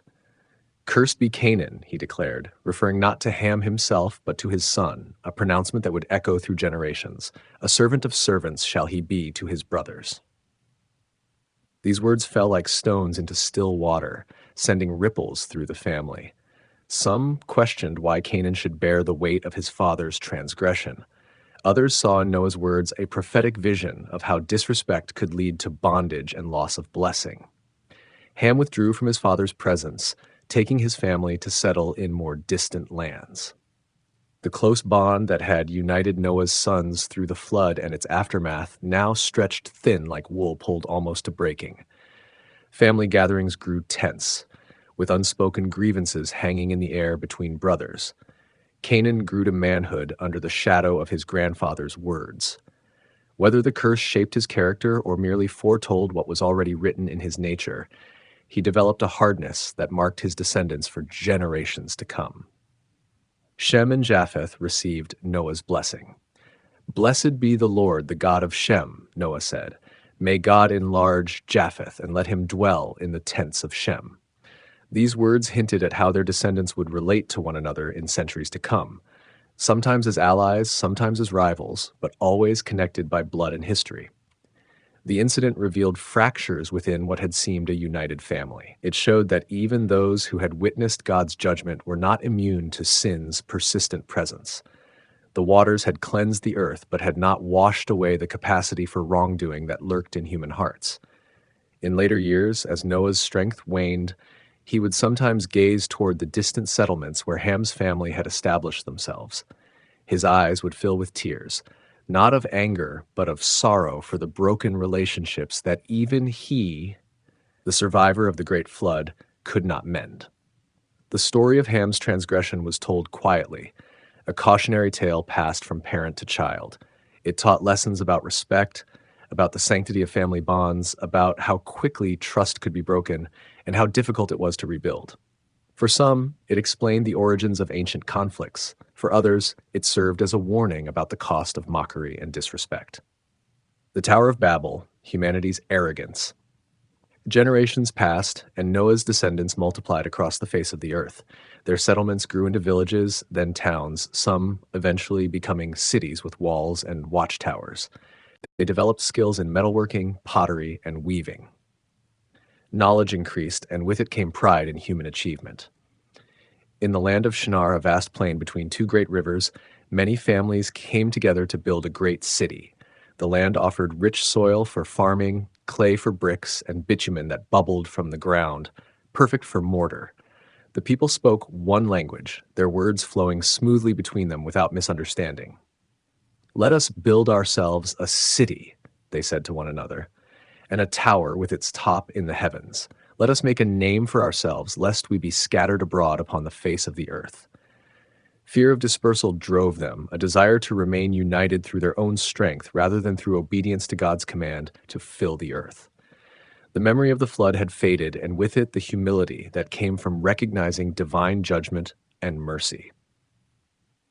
Instead of spreading out as Noah's sons had done, they clustered together, finding safety in numbers and human ingenuity. They formed bricks from clay and baked them in kilns until they became hard as stone. With these uniform blocks, they began building their city on the plain. At its center would stand a tower unlike any structure ever raised, a ziggurat reaching toward the sky, defying both natural limitations and divine authority. Day by day, the tower grew taller. Workers passed bricks hand to hand up ramps that spiraled around the growing structure. The base stretched wide, supporting the weight of ambition that rose ever higher. From a distance, it appeared as if a new mountain was rising from the plain, shaped by human hands rather than natural forces. God looked down upon the city and the tower. He saw not just the physical structure, but the motivations behind it: pride, fear, and a desire for self-glorification.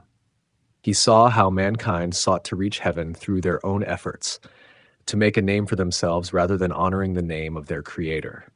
"Behold," said the Lord, "they are one people, and they have all one language, and this is only the beginning of what they will do.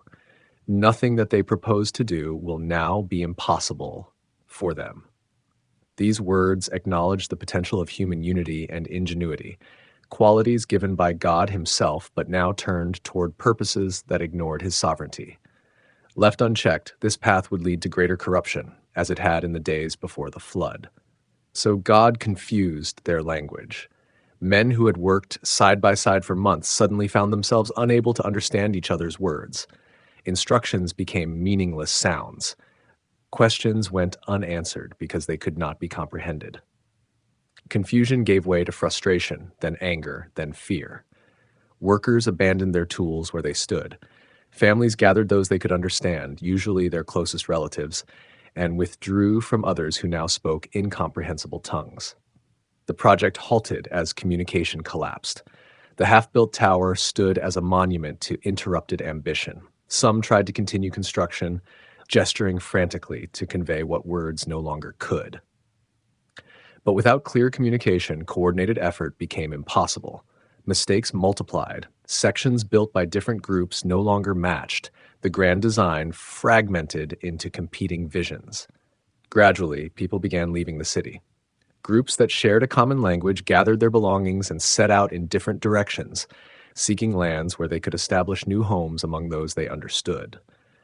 The very scattering they had feared came upon them because of their attempt to prevent it. The city became known as Babel, meaning confusion, a name that captured the divine intervention that had dissolved their unity of purpose. The tower remained unfinished, its upper portions gradually crumbling away as rain and wind worked upon abandoned construction. From this dispersion came the diversity of nations and tongues that would mark human history thereafter. Families that shared language formed tribes, tribes became peoples, and peoples developed into distinct cultures with their own customs, beliefs, and ways of life. The children of Shem, Ham, and Japheth spread across continents, fulfilling at last the command to fill the earth that had been given first to Adam and later to Noah. In time, the story of Babel was told in many languages around many fires. It served as a reminder of the limitations of human pride and the sovereignty of the Creator who had both saved mankind through the ark and scattered mankind through confusion of tongues. Both acts, salvation and dispersion, were seen as expressions of divine wisdom working through human history. The unfinished tower slowly returned to the earth from which its bricks had been formed. But its memory remained, a cautionary tale about the dangers of unified human ambition divorced from divine purpose. Generations later, ziggurats would rise again in Mesopotamia, but none would carry the same audacious goal of reaching heaven through human effort alone. The nations spread out. After the confusion at Babel, human communities scattered like seeds cast by a farmer's hand. They followed rivers, crossed mountain passes, and traversed valleys, each group speaking a language others could not understand. These migrations shaped the face of the ancient world, creating distinct peoples where once there had been one. The descendants of Shem moved eastward and settled in lands that would later be known as Mesopotamia, the territory between the Tigris and Euphrates rivers. They became the Semitic peoples, Assyrians, Babylonians, Arameans, and Hebrews. Their languages shared common roots but evolved into distinct tongues as distance and time separated them. Ham's children journeyed south into the warm lands of Canaan, Egypt, and beyond. They built cities along the Nile, establishing what would become one of the world's greatest civilizations. Others settled along the Mediterranean coast, becoming skilled sailors and traders. Their dark skin adapted well to the harsh sun of these southern regions.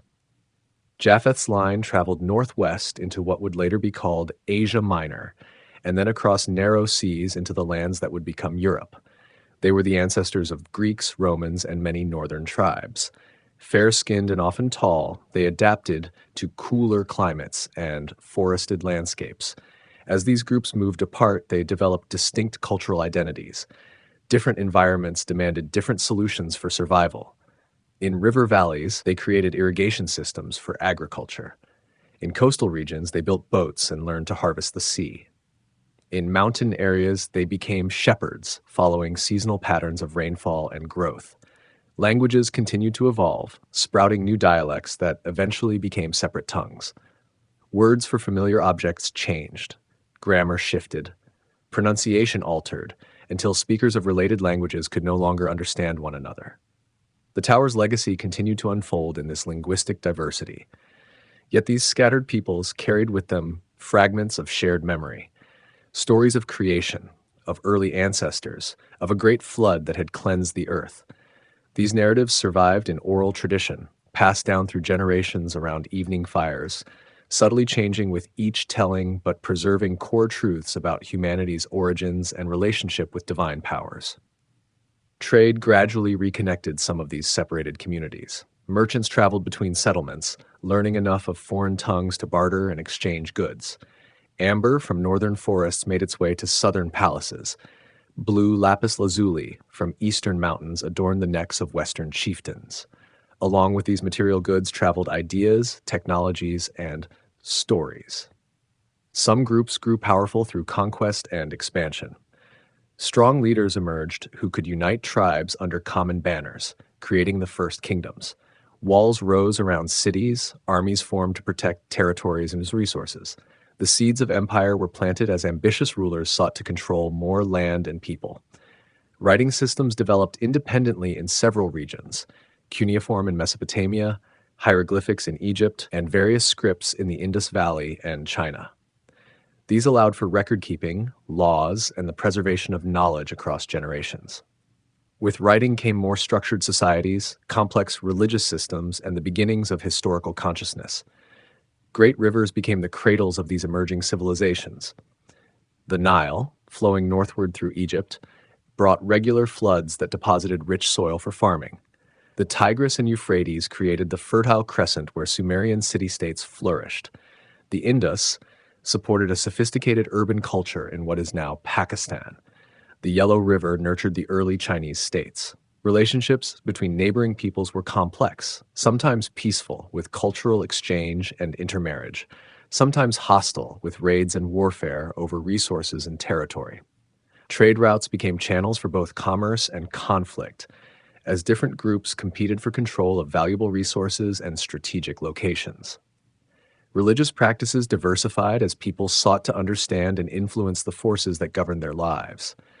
Some maintained monotheistic beliefs similar to those Noah had taught, while others developed polytheistic systems with gods representing natural forces and human concerns. Sacred sites were established: mountains, groves, springs, and temples where people could connect with divine powers.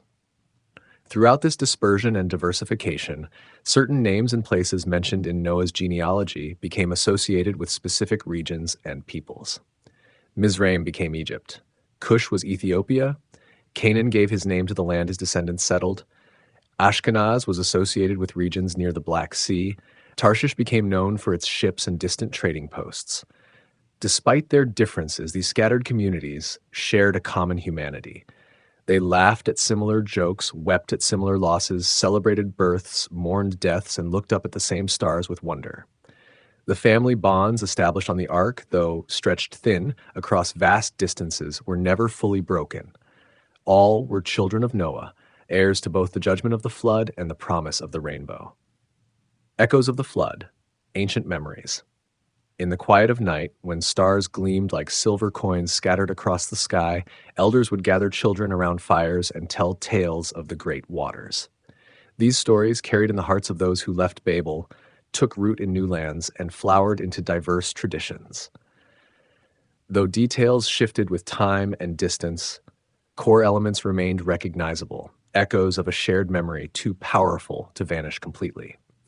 In Mesopotamia, where civilization rebuilt itself between two rivers, the Epic of Gilgamesh told of Utnapishtim, who built a great ship to survive divine flooding. The hero Gilgamesh journeyed to meet this flood survivor, seeking the secret of immortality. The tablet's ancient words described waters that overwhelmed the dams of the deep, language strikingly similar to biblical accounts of the fountains of the great deep breaking open. Far to the east, in lands that would become India, sacred texts spoke of Manu, warned by a fish of coming destruction. He built a vessel and rode out the deluge, later becoming the father of a renewed humanity. The fish, revealed as the god Vishnu, had preserved life through catastrophic cleansing, a divine intervention echoing Noah's salvation. Greek myths told of Deucalion and Pyrrha, who alone survived Zeus's flood in an ark and repopulated the earth by throwing stones over their shoulders, stones that transformed into people. Their story preserved the memory of divine judgment against human wickedness and the survival of a righteous few. Across vast oceans, the Maya of Central America recounted how the world had been destroyed by a great flood, with only a few people surviving in a great canoe. The Aztecs spoke of a couple saved in a hollow log. North American tribes told of animals diving deep beneath floodwaters to bring up mud from which new land was formed. In China, legends described how Gun and his son Yu controlled the waters that had covered the earth. Though not precisely a flood myth, these stories contained memories of water's destructive and creative powers, and of heroes who mastered them for humanity's sake. African tribes passed down tales of creator deities sending floods to remake a corrupted world. Australian Aboriginal Dreamtime stories told of rising waters and human survival. From Polynesian islands to Arctic communities, variations of the flood narrative appeared, suggesting a shared ancestral memory rather than mere coincidence. As civilizations developed writing systems, these oral traditions were preserved in clay, stone, papyrus, and parchment. Scholars who studied these diverse accounts noted striking similarities despite cultural and geographical separation. The universality of flood myths raised questions. Could all these stories stem from a single historical event? Had the waters that lifted Noah's Ark also left an indelible mark on human consciousness?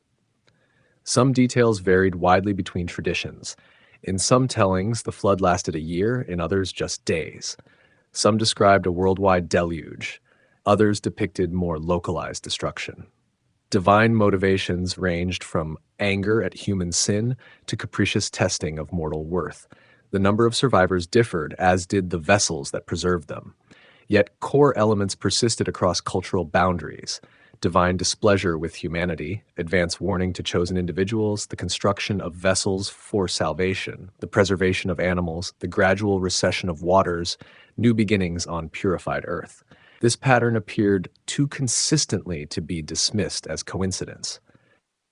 Archaeological excavations in Mesopotamia revealed evidence of massive flooding in ancient times. Sir Leonard Woolley, digging at in the 1920s, uncovered an 8-foot layer of silt with nothing but water-laid clay below and signs of human habitation above. This suggested a catastrophic flood around 3500 BCE that would have seemed world-ending to those who experienced it. Other researchers found similar flood deposits at multiple Mesopotamian sites, indicating that severe flooding had indeed marked the region's early history. While these findings did not prove a global deluge as described in Genesis, they confirmed that ancient flood stories had some basis in historical events powerful enough to leave lasting impressions on human memory. As generations passed, the story of Noah's Ark became central to 3 major world religions: Judaism, Christianity, and Islam. Each tradition preserved the account with slight variations, but all emphasized God's judgment of sin, salvation of the righteous, and covenant with surviving humanity. For those who told these stories, the flood wasn't merely historical, it carried moral and spiritual significance. It demonstrated divine concern with human behavior, the consequences of widespread corruption, and the possibility of starting anew. It showed both the destructive and creative aspects of divine power. Water that destroyed also cleansed. Judgment led to renewal. From ornate Persian miniatures to children's book illustrations, from Byzantine mosaics to Renaissance masterpieces, artists across centuries have depicted the ark riding turbulent waters or resting on mountain peaks. These visual representations kept the story alive in public imagination, each culture adding its own perspective to the ancient narrative. The rainbow, described in Genesis as the sign of God's covenant, never again to destroy the earth by flood, appeared in many cultures as a symbol of divine human reconciliation. This colorful arc connecting heaven and earth reminded viewers of both judgment past and mercy granted, a visual echo of the flood story visible after every cleansing rain. Reflections on the flood. Why did it happen? The question echoed through generations. Why did the waters come? As people contemplated the flood story passed down from Noah, they sought meaning beyond mere historical account. What could explain such divine wrath? What lessons should be drawn from waters that both destroyed and cleansed? Ancient sages saw the flood as punishment for moral corruption. In their view, violence had filled the earth, thoughts of human hearts had turned continuously toward evil.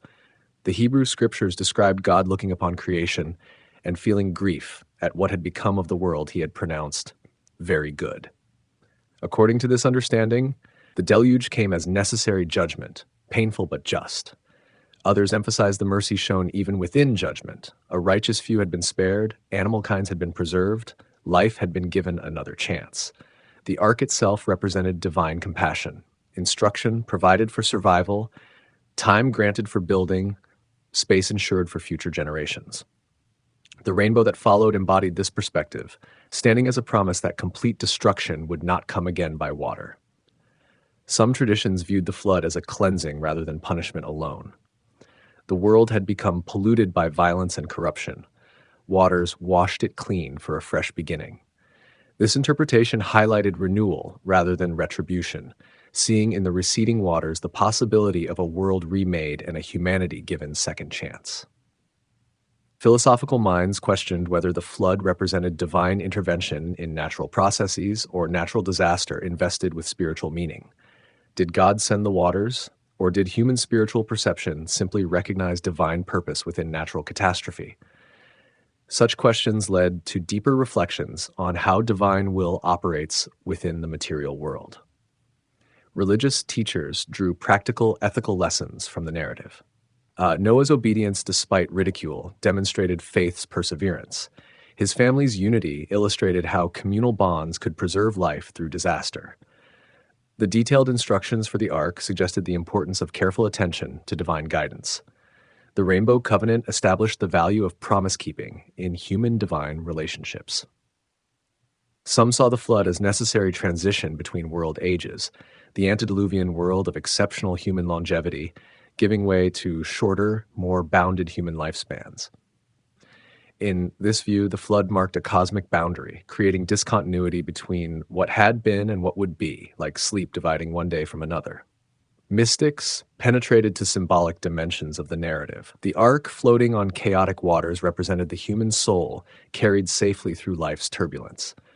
The olive branch returned by the dove symbolized peace following spiritual trial. The emergence onto Mount Ararat signified elevation of consciousness after passing through depths of transformation. Scientific minds, emerging in later centuries, sought physical explanations that might account for flood traditions. They pointed to evidence of glacial melting at the end of the Ice Age, causing sea levels to rise dramatically. Others noted how Black Sea flooding around 5600 BCE could have displaced entire populations and created enduring trauma. Still others suggested that cometary impacts or massive tectonic shifts might have triggered catastrophic flooding within human memory. Psychological perspectives explored how flood narratives might express collective human anxieties about chaos and order. Waters represented primal formlessness, threatening to overwhelm human structures. The ark embodied containment and preservation of what was essential. The story thus articulated deep psychological patterns of threat, survival, and renewal that resonated across cultures. Literary scholars noted how the flood story followed patterns seen in many hero journeys: separation from the ordinary world, trial by ordeal, return with transformed understanding. Noah, like other mythic heroes, crossed boundaries between worlds and returned bearing wisdom for his descendants. His journey through waters of chaos into a new creation paralleled spiritual transformation narratives found worldwide. For ordinary people through centuries, the flood story offered framework for understanding their own experiences of devastation and renewal. Those who lost homes to natural disasters, communities to warfare, or loved ones to disease could find in Noah's experience patterns for processing grief and rebuilding life. The waters became metaphor for all that threatens human existence. The ark represented hope's persistence. Theologians debated whether the flood should be understood literally or figuratively. Some insisted on historical factuality, calculating the ark's dimensions and mapping possible landing sites on Mount Ararat. Others focused on theological truth, conveyed through narrative, seeing in the story eternal patterns of sin, judgment, mercy, and covenant, rather than merely historical events. Environmental thinkers of later eras found in the flood story early awareness of humanity's responsibility toward creation. Noah had preserved animal species, recognized human dependence on natural systems, and received divine mandate for environmental stewardship after waters receded. In this reading, the story warned against exploitation that could trigger natural catastrophe. Political philosophers noted how the flood narrative explored tensions between individual righteousness and societal corruption. Noah maintained integrity despite surrounding decay. His salvation demonstrated how personal virtue might preserve life even when social structures collapsed. Yet his story also showed limits of individual action when wider society refused transformation. Through all these interpretations ran common threads: recognition of human moral responsibility, awareness of life's fragility, hope for renewal after destruction, faith in divine purposes operating through history's turbulence. The flood story endured because it addressed fundamental human questions about existence, morality, suffering, and hope with imagery powerful enough to speak across cultural boundaries. Whatever meanings later generations found in the narrative, those who first told it around evening fires conveyed something they believed true about the human condition: that actions have consequences, that creation contains both destruction and renewal, that divine concern extends through judgment to mercy, and that through even the darkest waters, life finds ways to continue. The legacy of the flood, generations later, centuries past. The world filled once more with people.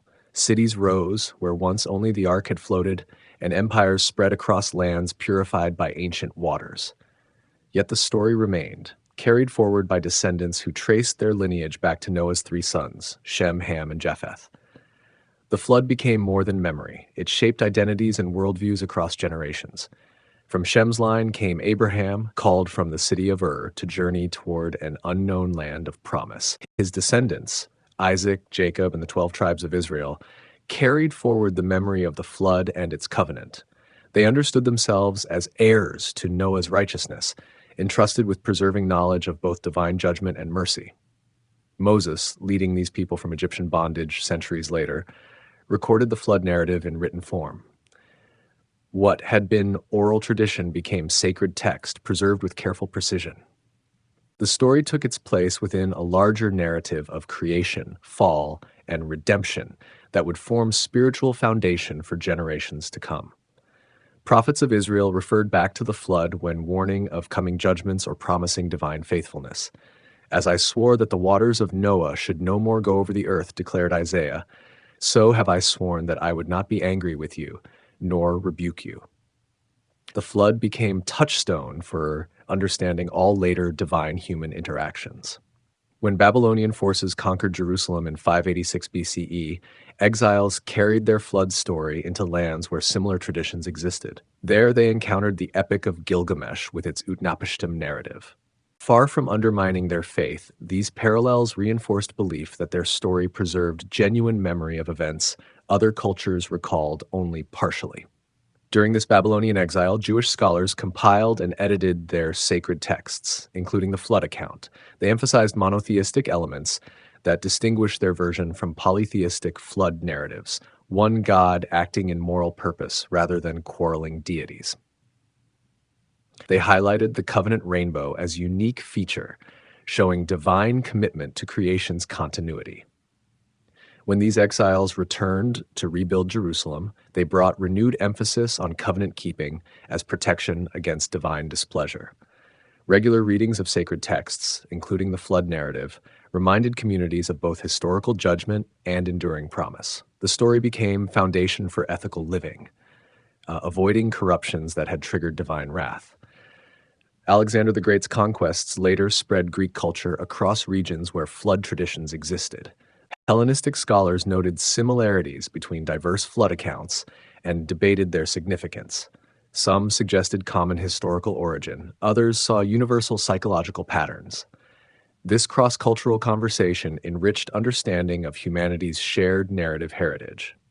When Christianity emerged in the 1st century CE, it incorporated the flood story into its theology. Jesus himself referenced Noah when speaking of future judgment. As it was in the days of Noah, so will it be at the coming of the Son of Man. Early Christian writers saw the ark as prefiguring salvation through Christ, waters of baptism echoing flood waters of both destruction and cleansing. Christian art in catacombs and early churches depicted Noah's ark as symbol of the church carrying believers safely through worldly chaos. The dove with olive branch became emblem of Holy Spirit bringing peace. 8 souls saved in the ark were linked numerologically to the 8th day of resurrection and new creation. Islamic tradition later embraced Noah, Nuh, as important prophet, that described his preaching to unbelieving people and his construction of the ark under divine guidance. Like other Abrahamic faiths, Islam saw the flood as demonstration of both divine justice toward wrongdoing and mercy toward faithful believers. Medieval European culture wove flood imagery into literature, art, and architecture. Cathedral sculptures depicted Noah's family and paired animals. Mystery plays reenacted the deluge for audiences who saw themselves potentially facing divine judgment. Bestiaries cataloged animals based on which had entered the ark, categorizing God's creatures through flood-derived taxonomy. Renaissance artists created masterful flood paintings showing turbulent waters engulfing humanity while the ark floated serenely above chaos. These visual interpretations reflected tension between divine judgment and salvation. Renaissance artists created masterful flood paintings showing turbulent waters engulfing humanity while the ark floated serenely above chaos. These visual interpretations reflected tension between divine judgment and salvation, between destruction and preservation. Michelangelo's Sistine Chapel panels devoted significant space to Noah's story, placing the flood within humanity's grand narrative. As European exploration opened new worlds, missionaries carried flood stories to indigenous peoples, often surprised to find similar narratives already existing in local traditions. These parallels were sometimes used as bridges for cultural understanding, points of connection between otherwise distant worldviews. Native peoples often recognized familiar elements in biblical accounts that resonated with their own flood traditions. The scientific revolution brought new perspectives on the flood narrative. Geologists studying rock formations questioned whether physical evidence supported a worldwide deluge. Biologists wondered how all animal species could have fit into a single vessel. These inquiries led some to reinterpret the story as regional rather than global event, or as spiritual truth conveyed through symbolic narrative. Others responded by seeking scientific evidence for a literal worldwide flood. They pointed to marine fossils found on mountaintops, to apparently rapid sediment deposition, to widespread flood traditions as supporting literal interpretation. This approach, eventually called flood geology, attempted to harmonize biblical narrative with scientific observation. The discovery of ancient Mesopotamian flood accounts written on clay tablets in the 19th century sparked new scholarly interest. The Gilgamesh epic and the Atrahasis epic showed striking parallels to biblical accounts, suggesting common origin, while highlighting distinctive theological elements of each tradition. These findings place Noah's story within broader ancient Near Eastern cultural context. Throughout these centuries of interpretation, the flood narrative retained remarkable resilience. It survived translation into countless languages, adaptation across diverse cultures, scrutiny by varied intellectual traditions. Its imagery of waters covering earth, of an ark carrying life's future, of a rainbow promising new beginnings maintained power to stir imagination and shape understanding. More than tale of ancient catastrophe, the flood story became framework for comprehending human moral responsibility and divine response. It offered vocabulary for discussing sin's consequences, righteousness amid corruption, salvation through obedience, and covenant relationship between creator and creation. These themes transcended specific historical circumstances, speaking to each generation's existential concerns. The legacy of the flood continues today, not merely as historical memory, but as living metaphor. We still speak of weathering storms and staying afloat in difficult times. We describe overwhelm as feeling flooded and use watershed moments to mark significant transitions. The ancient waters that covered Earth have seeped into our language, carrying their symbolic power into contemporary expression. Mankind rebuilds new cities, new kings. From the fertile plains between the Tigris and Euphrates rivers rose the first great cities after the flood. Eridu, Uruk, and Ur grew from humble villages into centers of trade and learning. Their mud brick walls gleamed in the sun, and their ziggurats reached toward heaven, though none dared build too high, remembering the tower that had once been abandoned. Kings arose to rule these early cities, claiming divine right and earthly power. The first recorded king after the flood was Nimrod, a mighty hunter before the Lord, and great-grandson of Noah through Ham. His kingdom began in Babylon and Erech in the land of Shinar, places where people gathered for safety and prosperity. Along the Nile River, other descendants built monuments of stone that would stand for thousands of years. They developed writing systems to record their histories and beliefs. Hieroglyphs told stories of creation and destruction, of gods who shaped the world and brought great floods when angered. In the east, across mountains and deserts, other cities took root. Along the Indus River Valley, planned communities with sophisticated drainage systems showed that Noah's descendants had learned the importance of managing water. These people traded with distant lands, exchanging goods and stories.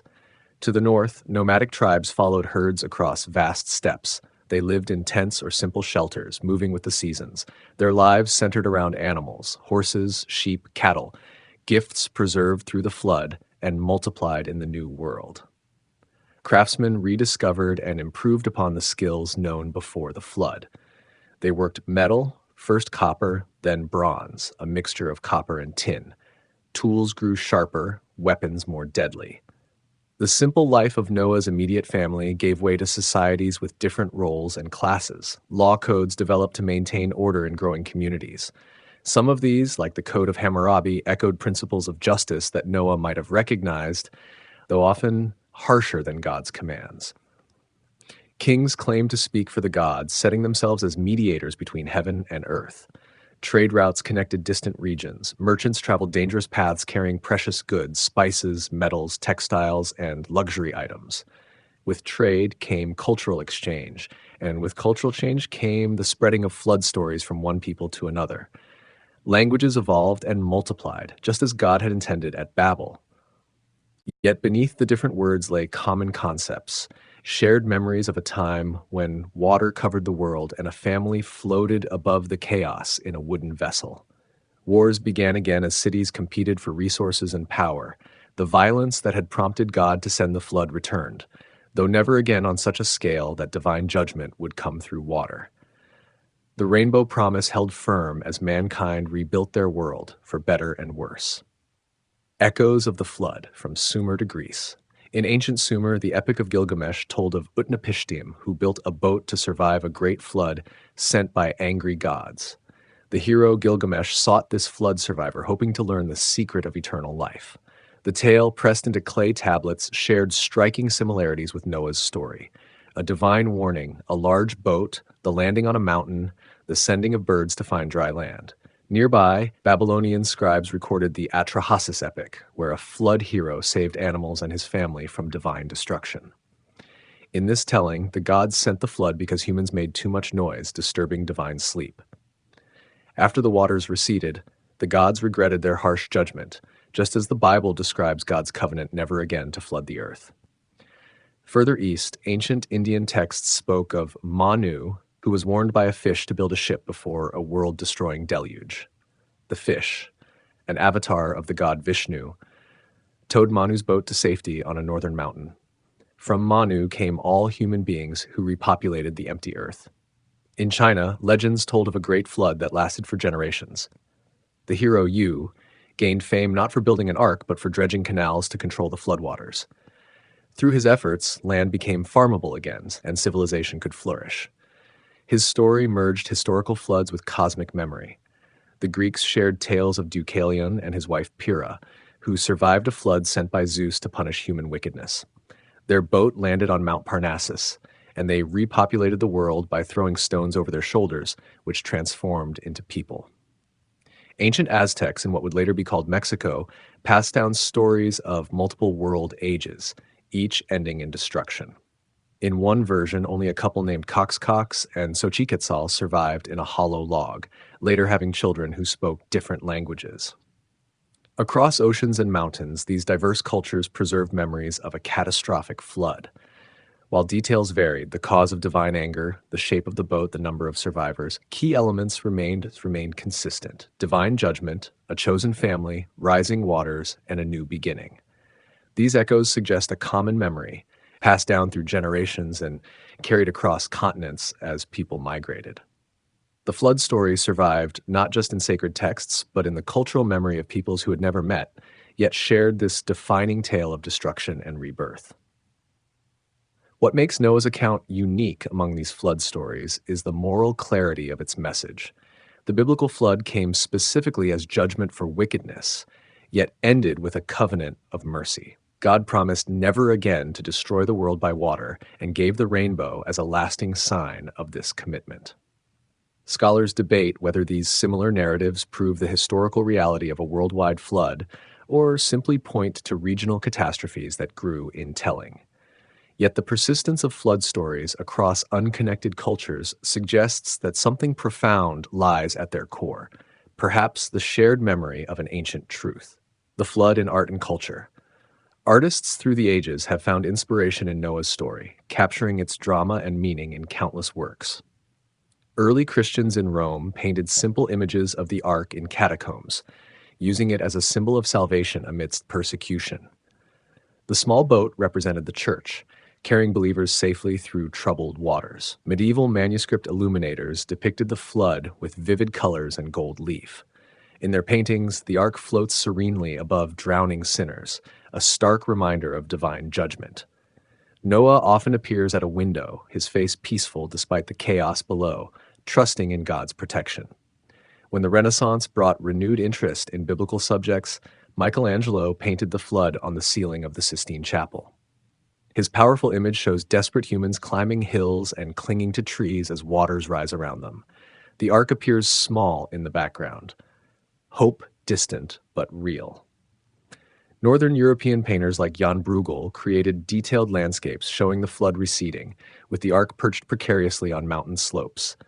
Animals emerge two by two onto muddy ground, while rainbows arch across clearing skies. These works mixed biblical fidelity with contemporary landscapes, bringing ancient stories into the painter's present. Wood carvers and sculptors crafted arks as children's toys, teaching the story through play. These miniature ships with paired animals have delighted young ones for centuries, making Noah's tale among the first Bible stories many children learn. In literature, the flood appears as both central subject and powerful metaphor. John Milton included it in his epic Paradise Lost, while countless poets have used flood imagery to represent overwhelming change or emotional turmoil. Writers found in Noah the archetype of the righteous loner, standing firm against a corrupt society. Music, too, has retold the flood narrative. From medieval chants to Baroque oratorios, composers set the drama to powerful melodies. Benjamin Britten's Noise Fliddae involved children as the animals, making them participants in the ancient story. Folk songs and spirituals referred to the ark as a symbol of shelter in troubled times.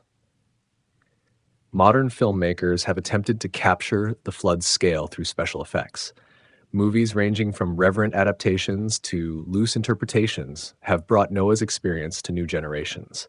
Some focus on the spectacular destruction, others on the family drama within the ark, but all grapple with the story's enduring power.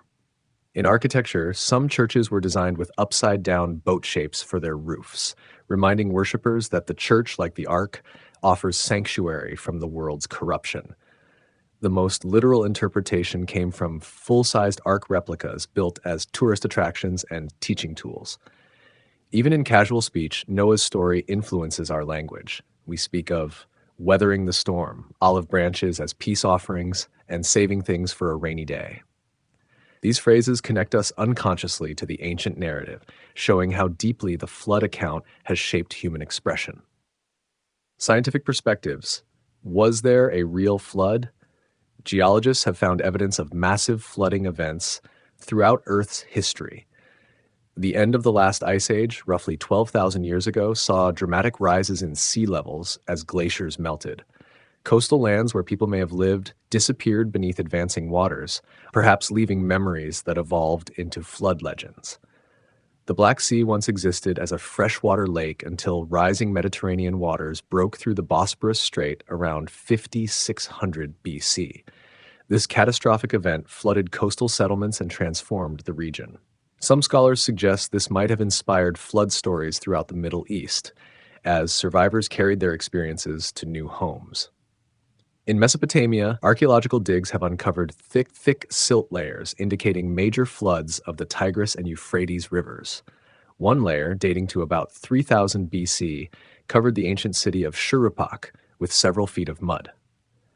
Such regional disasters, though not global, would have seemed world-ending to those who experienced them. The Persian Gulf Basin shows signs of having been dry land during the last ice age. As waters rose, human settlements would have been slowly swallowed by the advancing sea. People living through such gradual yet unstoppable changes might have preserved the memory as a sudden catastrophe. Some researchers propose that a large comet or asteroid impact in the ocean could have caused enormous tsunami waves, flooding coastal regions worldwide. Such an event might explain flood stories appearing in widely separated cultures. Modern scientific consensus holds that no single worldwide flood covered all continents simultaneously as described in Genesis. The amount of water required would far exceed what exists on Earth, and no geological mechanism could suddenly add and then remove such vast amounts of water. Yet this scientific perspective doesn't necessarily contradict the spiritual truth of Noah's story. Many theologians suggest the account describes a regional flood that appeared worldwide to its witnesses who had no concept of global geography. The Hebrew word for earth can also mean land or region, allowing for different interpretations of the flood's scope. Others maintain that the biblical flood was truly global, but left evidence that scientists interpret differently due to their assumptions about geological processes. These scholars point to marine fossils found on mountain tops and vast sedimentary rock layers as possible flood evidence.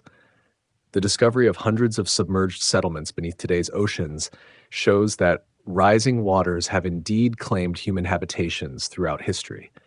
Perhaps Noah's story preserves the memory of one such dramatic loss, elevated to cosmic significance through its spiritual meaning. Whatever the historical reality behind the Genesis account, the flood narrative speaks powerfully about divine judgment, human responsibility, and ecological consequences. It reminds us that our actions affect the world around us, and that nature itself can become the instrument of profound change. Psychological and moral themes. The flood as a symbol. Deep within us lies a fear of drowning, of being overwhelmed by forces beyond our control. The flood story speaks to this primal anxiety, offering both warning and comfort. It acknowledges the chaos that threatens our ordered lives, while promising that chaos will not have the final word. Water itself carries dual symbolism. It brings both death and life. The flood waters destroyed a corrupt world, yet washed it clean for a new beginning. This purifying aspect appears in many religious traditions, where water rituals symbolize cleansing and renewal. Baptism draws directly on this flood imagery, representing death to an old life and birth into a new one. Noah's Ark represents shelter amid chaos, a secure space when everything familiar disappears. Psychologists note how we create mental and emotional arcs during personal crises, safe havens of routine, relationship, or belief that carry us through troubled times. The ark's image reminds us that protection often comes not by escaping difficulty, but by finding safety within it. The Rainbow Covenant teaches about second chances and new beginnings. After catastrophe, life continues, often in ways that honor what was lost while embracing what might be. This pattern of destruction and renewal plays out in personal lives through experiences of failure and growth, loss, and recovery. Noah himself embodies faithful persistence in the face of mockery and doubt. Building the ark required not just physical labor, but moral courage to stand apart from his society. His story offers comfort to anyone who feels isolated for holding unpopular beliefs or making countercultural choices. The animals entering the ark two by two remind us of our connection to all living things. Noah saved not just human life, but the broader community of creatures. This ecological dimension speaks powerfully today as we face environmental challenges that threaten countless species. Some interpreters see the flood as representing transitions in human consciousness. The pre-flood world symbolizes humanity's childhood, impulsive, self-centered, needing clear boundaries. The post-flood world, with its covenant and rainbow, represents a more mature relationship with the divine, based on mutual commitment rather than just obedience to rules. The flood narrative also explores human responsibility for creating a just society. The pre-flood world failed this test, filled with violence and corruption. Noah's new beginning offered another chance to build communities based on respect and care. Each generation since faces the same challenge. For those struggling with depression or overwhelming circumstances, the ark represents hope that current troubles, however vast, are not endless. The waters eventually recede. The dove returns with an olive leaf. New land appears. This message of endurance and eventual relief has sustained countless people through personal floods. In dreams and literature, flood imagery often signals emotional overwhelm or unconscious content rising to awareness. Like the biblical flood, these psychological waters both threaten and transform, destroying old patterns while creating space for new growth. The arc of the flood story, from mounting crisis through survival to new beginning, mirrors healthy psychological development. A time of reflection, Noah's final days. Noah lived 350 years after the flood, witnessing the rebirth of the world he had helped save. His final days unfolded in a land very different from the one he had known in his youth. Trees that had been saplings when he first stepped off the ark now stood tall and strong. Children born after the waters receded had grown old and died while Noah remained, a living link to the world before. As he aged, Noah became keeper of memories no one else possessed. He alone remembered the faces of those lost in the waters. He alone knew the sound of rain falling on an empty world. Young people gathered around him in twilight hours, listening to tales of animals boarding the ark and rainbows appearing in freshly washed skies.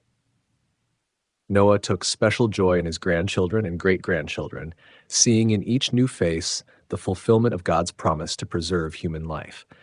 He blessed them with weathered hands, praying they would build a world kinder than the one the waters had claimed. Yet he also saw troubling signs: the growing pride at Babel, the return of violence, the slow forgetting of divine warnings. The vineyard Noah planted became his special retreat in later years.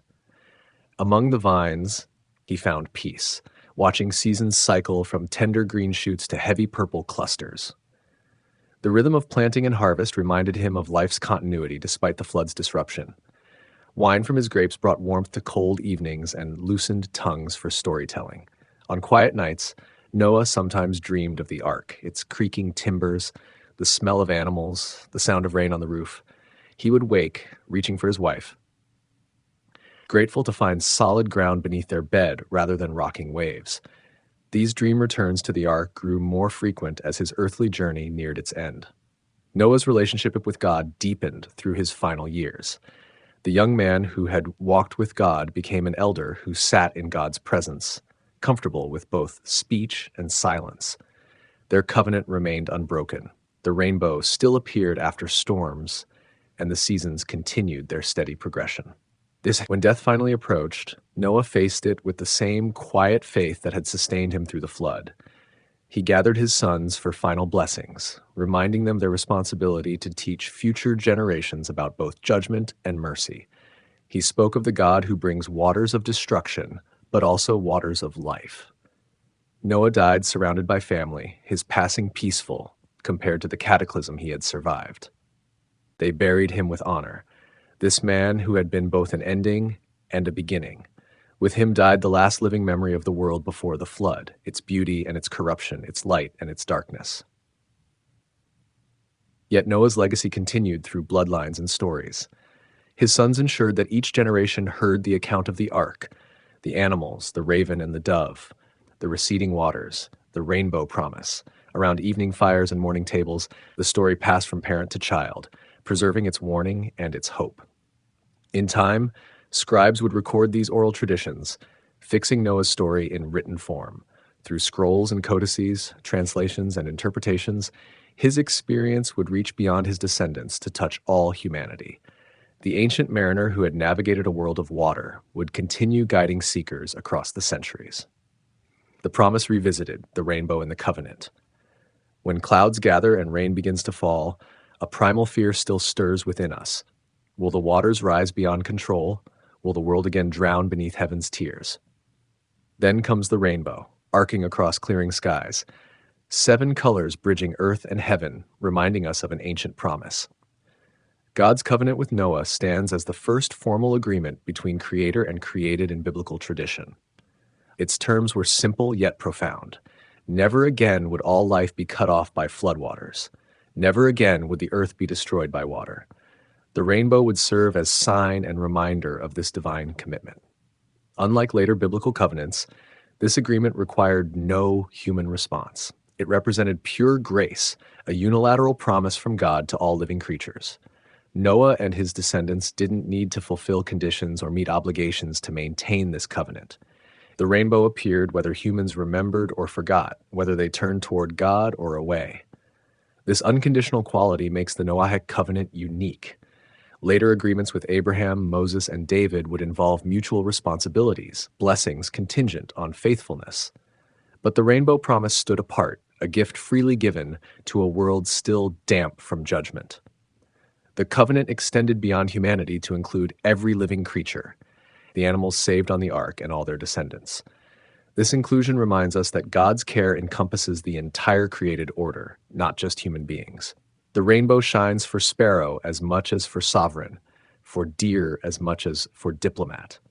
7 colors span the rainbow's arch, perhaps echoing the 7 days of creation. What floods destroyed, God promised to preserve. The rhythm of seasons, the boundaries of seas, the fruitfulness of earth. The world might face troubles and trials, but never again total aquatic annihilation. Local floods might come, but not world-ending waters. Rainbows appear precisely when storm meets sunshine, when darkness gives way to light. This timing itself carries meaning. The covenant comes not before trouble, but after enduring it. Hope arrives not by avoiding clouds, but by passing through them into renewed brightness.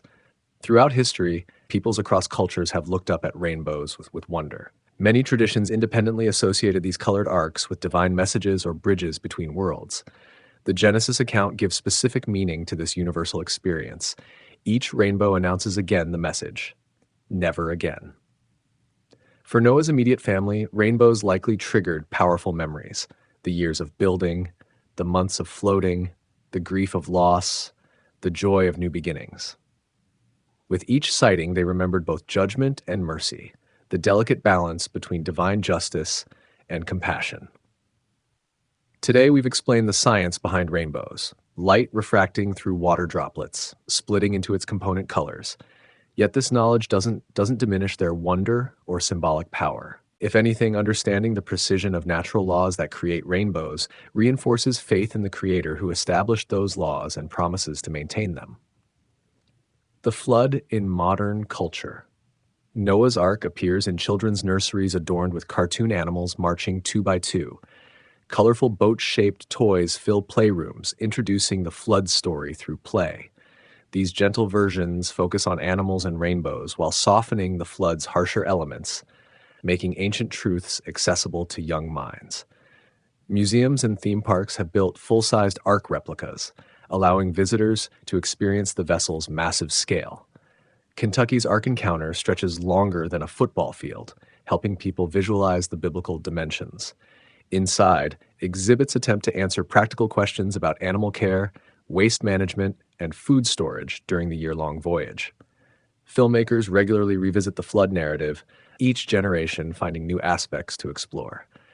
Some productions aim for biblical accuracy, while others use the story as inspiration for reimagined narratives. These range from reverent to controversial reinterpretations that emphasize environmental themes or psychological elements. Scientists studying climate change sometimes invoke Noah when discussing rising sea levels and extreme weather patterns. Though no global flood threatens, coastal communities face increasing inundation as polar ice melts. These modern concerns lend new resonance to ancient fears of water overwhelming civilization.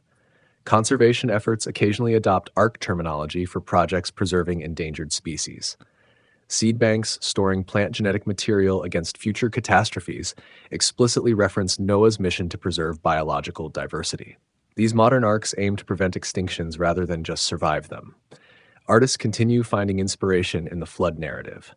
Contemporary paintings often focus less on the physical flood and more on its emotional and spiritual dimensions: isolation, faith during crisis, hope for renewal.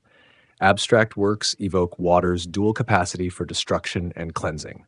Popular songs reference the flood in lyrics about survival and perseverance. From folk traditions to modern rock, musicians draw on Noah's story when addressing themes of endurance through overwhelming circumstances. The image of building an ark against approaching storms remains powerful across musical genres. Fantasy and science fiction writers create flood-inspired apocalyptic scenarios, worlds covered in water, with remnant humanity surviving on ships or floating cities. These speculative works often explore themes from Noah's story: who deserves to be saved, how to rebuild society, what values to preserve. Religious communities still find deep meaning in the flood narrative. Sermons explore its lessons about faith, obedience, justice, and mercy. Bible studies debate details and implications. Prayer groups invoke Noah when facing personal or communal floods, not of water, but of trouble, change, or uncertainty. Across languages and cultures, flood imagery enriches our speech. We talk of being swamped with work, drowning in details, or building arks against approaching troubles. These metaphors connect our daily experiences to ancient wisdom, reminding us that others have faced overwhelming circumstances and emerged to see rainbows. The end of the story. A quiet reflection. The story of the flood never truly ends. It flows through human consciousness like the waters once flowed over the earth, shaping our understanding of ourselves and our place in creation. Though the physical waters receded thousands of years ago, their memory remains, carried in stories, symbols, and silent fears. Noah's journey speaks across time of both warning and hope. It warns of consequences when societies abandon compassion and justice. It warns that actions have outcomes, that moral choices matter. Yet it also offers hope that even after devastating loss, new beginnings remain possible. Life continues. Rainbows appear. We are all, in some sense, Noah's children. Whether through literal descent or spiritual kinship, we inherit both his challenges and his promises. Like Noah, we face choices about what to preserve and what to leave behind. Like Noah, we build arks of various kinds, communities, traditions, values, that carry precious cargo through threatening waters. The earth still bears marks of water's power. Canyons carved by ancient floods, coastlines shaped by rising seas, fossils of marine creatures found far inland. These remind us how fluid our seemingly solid world truly is. Water still brings both life and death, still nurtures and destroys, still cleanses and overwhelms. In quiet moments of reflection, we might wonder what Noah thought during those first nights after the flood. Did he look up at stars unchanged by the cataclysm below? Did he marvel at familiar constellations shining over an unfamiliar world? Did he wonder if the waters might someday return despite divine promises? Perhaps the most profound lesson of Noah's story is that endings contain beginnings. The flood that ended one world created space for another. The judgment that swept away corruption allowed for renewal. The waters that brought death also carried life. This pattern of ending as beginning offers comfort when we face our own personal floods. The rainbow remains, arching over our troubled world, just as it spanned Noah's damp new beginning. It appears unexpectedly when storms begin to clear but clouds still linger. Its beauty surprises us, stopping our busy movements, lifting our eyes skyward. For a moment, we share Noah's experience, standing on wet ground, looking up at heaven's multicolored message. That message, stripped to its essence, is simple: never again. Never again will water destroy all life. Never again will the Creator abandon creation. Though local floods may come, though waters may rise and fall, the world continues its journey through space, carrying all living things in its ark-like embrace. As our reflection on Noah's story draws to a close, we might listen for echoes of ancient rain on modern rooftops. We might look more carefully at gathering clouds and clearing skies. We might notice moments when light meets water and creates rainbows. In these ordinary experiences lie connections to extraordinary events: a family saved, a world renewed, a promise made. The final message of the flood story whispers gently, perfect for those drifting towards sleep. Despite chaos and catastrophe, order returns. Despite darkness and depths, light breaks through. Despite endings that seem final, new chapters await. The waters recede, the dove returns. The rainbow shines, life goes on,